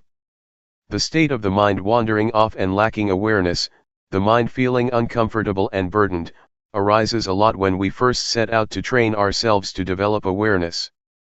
It is the same for everyone. Because, originally, we are used to thinking all sorts of things according to our own untrained minds. Therefore, it is going against the stream of our old habits to try and establish and arouse awareness. So, it is ordinary that there are various obstacles. In the beginning, we must depend on devotion, and put forth a lot of effort to train and establish awareness, so that one gains awareness. Be determined to make effort with walking meditation and sitting, doing the rhythmic meditation. Make movements with the body and train a lot to be aware. Never mind if the mind loses awareness, and thinks of this and that 100 or 1000 times. Regard yourself as somebody who is still new at the training. Inspire yourself. Try and do the best you can. Keep establishing awareness consistently. When you lose it, you start again, you lose it again and you start once more. The state of delusion and forgetting often, and then being able to re-establish awareness, makes one begin to be able to differentiate, and one gets to know what one's heart and one's real character are like. One begins to understand how to adjust one's own mind to be aware. One knows how to put down changing thoughts and moods. These experiences teach one to re-establish sati faster and clearer. Awareness becomes more and more prominent, as long as one tries and puts forth effort. We now begin to really discern our states of mind, the states that are conditioned by thoughts and moods, and the state that is governed by awareness. We have more ability to know our own moods in time. And there is more awareness as well as awakeness. The conditions, of feeling uncomfortable and oppressed, of doubt and confusion, of restlessness and giddiness, and of feeling fed up, that used to be there, gradually begin to fade out, with each moment that our sati sampajanya begins to awaken more and more. Until finally, when we really have aroused awareness, and a sense of being awake firmly, we see the existing rupa and nama clearly. That's it. We now get to know about life. We get to know suffering, dukkha, the suffering of rupa and nama. We will understand that rupa or the body is a lump of suffering. It consists of parts that are always moving and changing. One really sees the unfolding of the various states, conditionings, and processes of the body clearly. Breathing is suffering, it is a conditioning, it is dukkha, it is an ordinary state that happens by itself. Swallowing saliva, blinking the eyes, opening the mouth, eating, lying down, taking a shower, putting on clothes and so on, is all dukkha. They are ordinary conditionings of the body, that happen by themselves. Most people have never seen the states of the body, and the course that it takes, according to reality, like this. And then, through ignorance, we create another kind of suffering to mess up our lives, namely nama dukkha. Nama that we have not trained yet, nama that thinks according to what one likes, wants, and desires, nama that is still full of attachment, concocting up thoughts and views based on a self. This is another kind of suffering that we don't know about yet. This is a kind of suffering that is something unfortunate in our lives, that we have never studied or tried to understand. This nama has never been trained, has never treated rupa, nor one's own life fairly. But as soon as we see, train, and refine ourselves, and we know how to arouse and establish awareness, waking ourselves up, the very quality of sati acts as the judge. It is the most honest court. The kind of suffering that doesn't arise from dukkha, from the natural state of the body, awareness discerns it. Awareness brings it to a halt. Nobody can stop dukkha, the ways of the body and of life. Those states just happen, we have to be aware of those conditions, to acknowledge, deal with them and look after them, so that there is a state of normality and happiness for as far as conditions allow. But the suffering that is due to thought, that is due to nama, that is due to all kinds of wants and desires, is a state that is something untoward. It arises because of our thinking and our beliefs. This is what awareness sees. It stops and pacifies that kind of thinking. Awareness knows how to put down and pull oneself away from thoughts, in those circumstances. Awareness really acts as the judge, because when one is aware and awakened, it really treats rupa and nama, and one's mind, fairly. One's life begins to be different from how it used to be. Before, one used to be a slave of moods and desires, and one used to fall in the trap of thought all the time. Thoughts, speech, and all actions used to be dictated by moods, by one's own character, every moment, every time. But now the time has come to wake up and establish awareness. Our body then has more freedom, one doesn't have to be under the power of desire anymore. Like if one was addicted to cigarettes and betel nut, and used to roam around and booze. One has been a slave all the time of desires, to have and be on the sensual plane. As soon as one is awakened through sati, one abandons that sort of behavior at once. Awareness knows how to differentiate, and it knows how to properly reflect. It really sees things. Oh, this clearly is suffering. How could I indulge in those things and be such a fool? The things that one used to wallow in and be intoxicated with, really drop off our minds. There is no more desire for cigarettes, betel nuts, and booze. One completely does away with those things. For example, myself, I used to be someone who believed in superstition, and I trained myself, until I was an occult healer. I used to calculate auspicious occasions. I had all sorts of amulets and whatnot, a complete mess. Before I could go to sleep, I had to recite all kinds of verses and chants. My room was full with sacred and holy objects. Flowers, incense, blessed water, and so on. I used to chant incantations for at least an hour. Whenever I traveled somewhere, I had to figure out the omens. What time to set out, in what direction, etc. Going to the forest, I first protected myself from fierce animals with spells. There was really a lot of stuff. And then I met Luangpor Teean. I trained to develop awareness with him at the Budayana Forest, Loi Province, in 1966. For a full month I trained and strove, before I was able to establish awareness and arouse a state of being awake. The various things that I used to think about, believed in, and practiced by way of different ceremonies dropped off. They really dropped off me.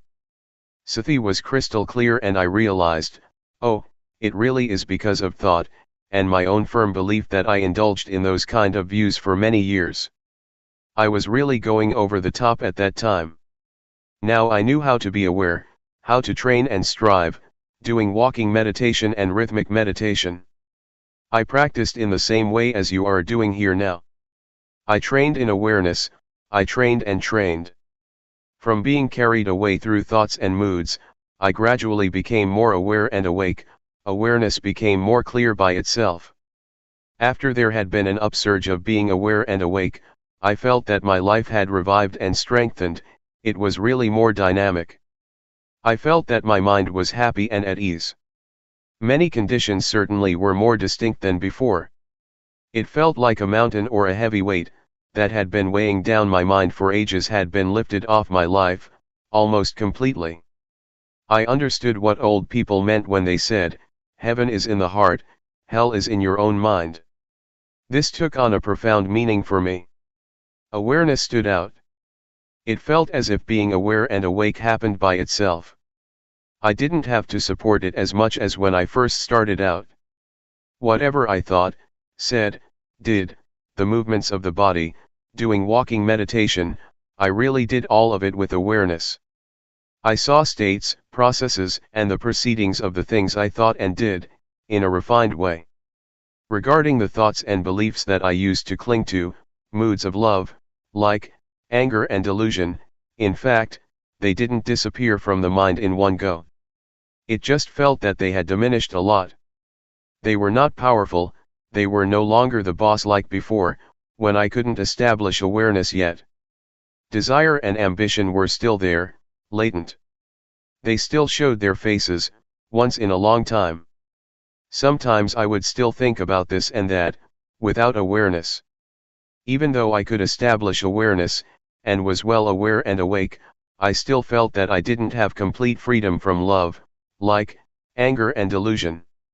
Luangpor Teean warned to be careful of those things, to be careful of thought, and to be careful of the defilements of a practitioner of insight meditation, namely, being stuck on refined states of mind, such as too much joy, too much delight, too much peace and coolness, stuck on images that would appear, stuck on knowledge of this and that. All these things one should be careful of and not heedless, forgetting oneself and being fooled by them. And so I had to put forth more effort, but I felt that it wasn't as difficult and burdensome as in the beginning. This latter part of the practice could be called working with the mind. For the method I still used the posture of moving the body as a base. This is the sign for fixing on awareness. But now I felt more at ease. I would do the walking meditation in a leisurely fashion, and I would move the hands and arms in a relaxed and agile way. I was aware and saw the existing states and conditions of the body. The movements were very clear. There was no laziness or feelings of wanting to quit. There was no boredom, no uncomfortable feelings or dissatisfaction. And there was no confusion as before, at the beginning. But there were some occasions that my mind thought about things. It would reflect and analyze certain matters. These states would arise on their own. This would complicate things. Some of the things that I would think about I felt were important. For example, I would explain the Dhamma, in my mind, to someone I cared for, such as my friends or my family. Sometimes I would investigate and try to find an answer to a Dhamma question. I felt that each matter that I reflected on was important. And so, at times I would forget and just get caught up in thinking. The various thoughts that would appear at times were old habits. They were cankers flowing outward, asava, they were manifestations of views and opinions, they were thoughts and beliefs in various forms of myself. They would spring up sometimes. Therefore, during the time that one is working with the mind, and one sees the states of mind, and one's own thinking, one really needs to be aware and awake and to be able to establish awareness. One has a perspective. No matter what one is thinking about, and no matter how important it may seem, always be aware clearly and see those conditions arising. When one is careless and thoughts come up, and even when one starts to think, see it and know it in time. But don't be careless and get mixed up in thinking, and let it turn into an issue, to the point one completely forgets oneself. We must take awareness as our perspective. Awareness should always stand out. Then, one can really let go and put down those images, without grasping or paying attention to them. Always come back to being aware. Regardless of how powerful, delightful, or awful thoughts may be, establish awareness and make it into a foundation. When thoughts arise, let them be there, but, see their characteristics. Just be clearly aware and don't get mixed up with thought. Neither encourage nor obstruct thoughts. Do it like this. Hold on to this principle.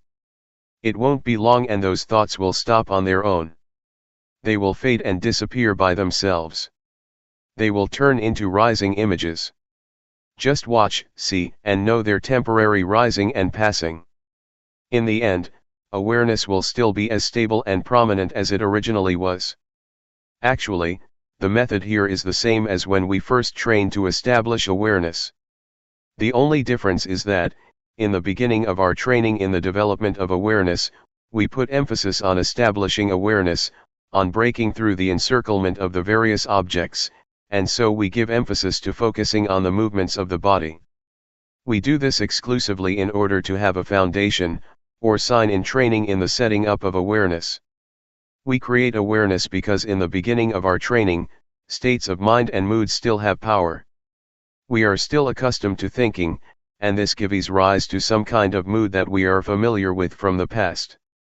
So we are not yet interested in watching and seeing thought, as we are in the later stages of working with the mind, because one who is not able to establish awareness is like someone without a place to stand. One easily loses one's footing and slips. When we watch thought or powerful moods, we get drawn into feelings of like and dislike. We tend to get carried away with things that look as if they're easy to watch.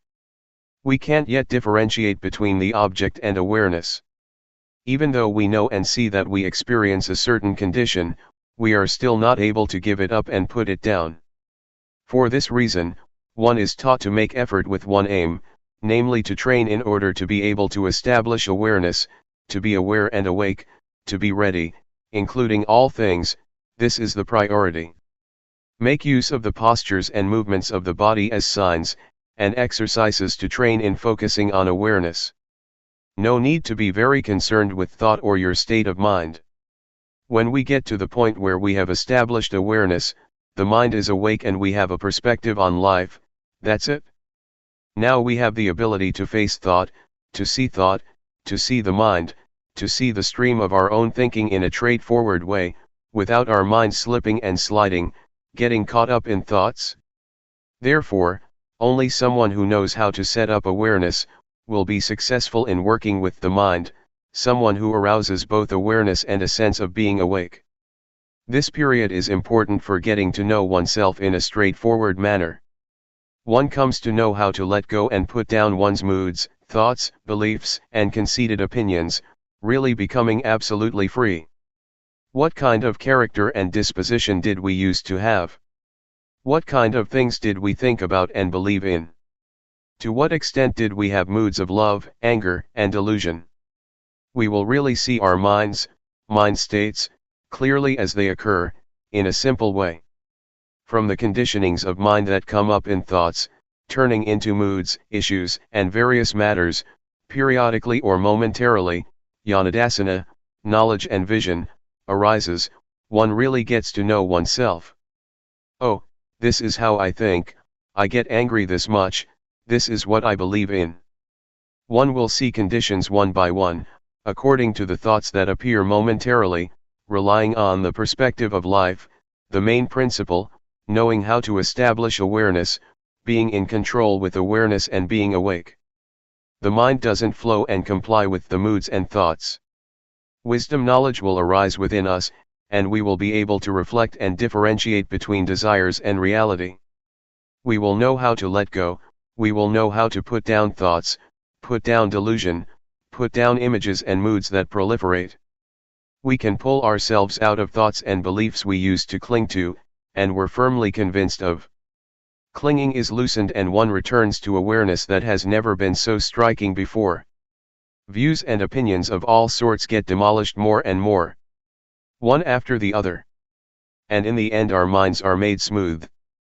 Our minds don't go back to creating suffering and problems through concoction anymore. It has all been demolished. Proliferating thoughts, sankhara, that used to be so powerful and used to create heavy suffering in our lives and our families, are finally done with, their poison is really gone. Life is smooth. One is able to conduct one's life with intuitive awareness, sati sampajanya, as the prominent factor. One is able to be creative and perform one's duties and obligations as one should. One is calm, composed and endowed with discretion. One is able to reflect and discriminate A from B. One is really absolutely free and independent. Well, what I've said today was an introduction, and a pointing to a line of practice to train oneself. I have made known the teachings of the Buddha and done the duty of a Buddhist. I have done what a bhikkhu, monk, should do. There is the saying of the Buddha, Arogaya Paramalabha, being free from disease is the greatest gain. This refers to what I've been talking about, it refers to our lives, it refers to this method of practice. In the old days, the monks would go all over the country, and propagate the teachings on the end of suffering in the marketplace, or wherever many people would gather. It is the highest gain. It is eternal life. I think that I have performed my duty in a complete way, and have satisfied the request of the abbot of this monastery. This talk was given in a branch monastery in the south. May all of you, who have lent an ear, take up what has been said for contemplation, and put the various reflections and perspectives into practice. Determine to train and cultivate yourself, so that you will attain the paths and fruits of practice according to your aspirations.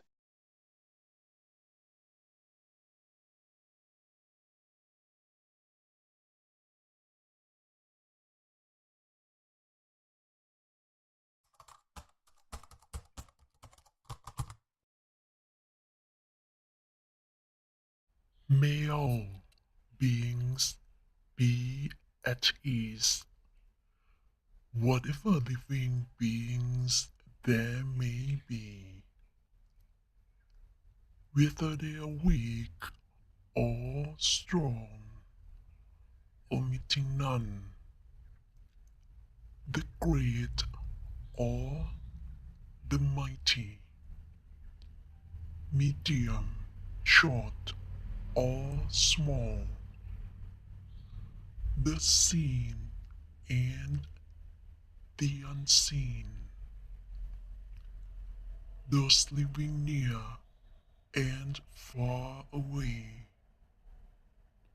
those born and to be born. May all beings be at ease.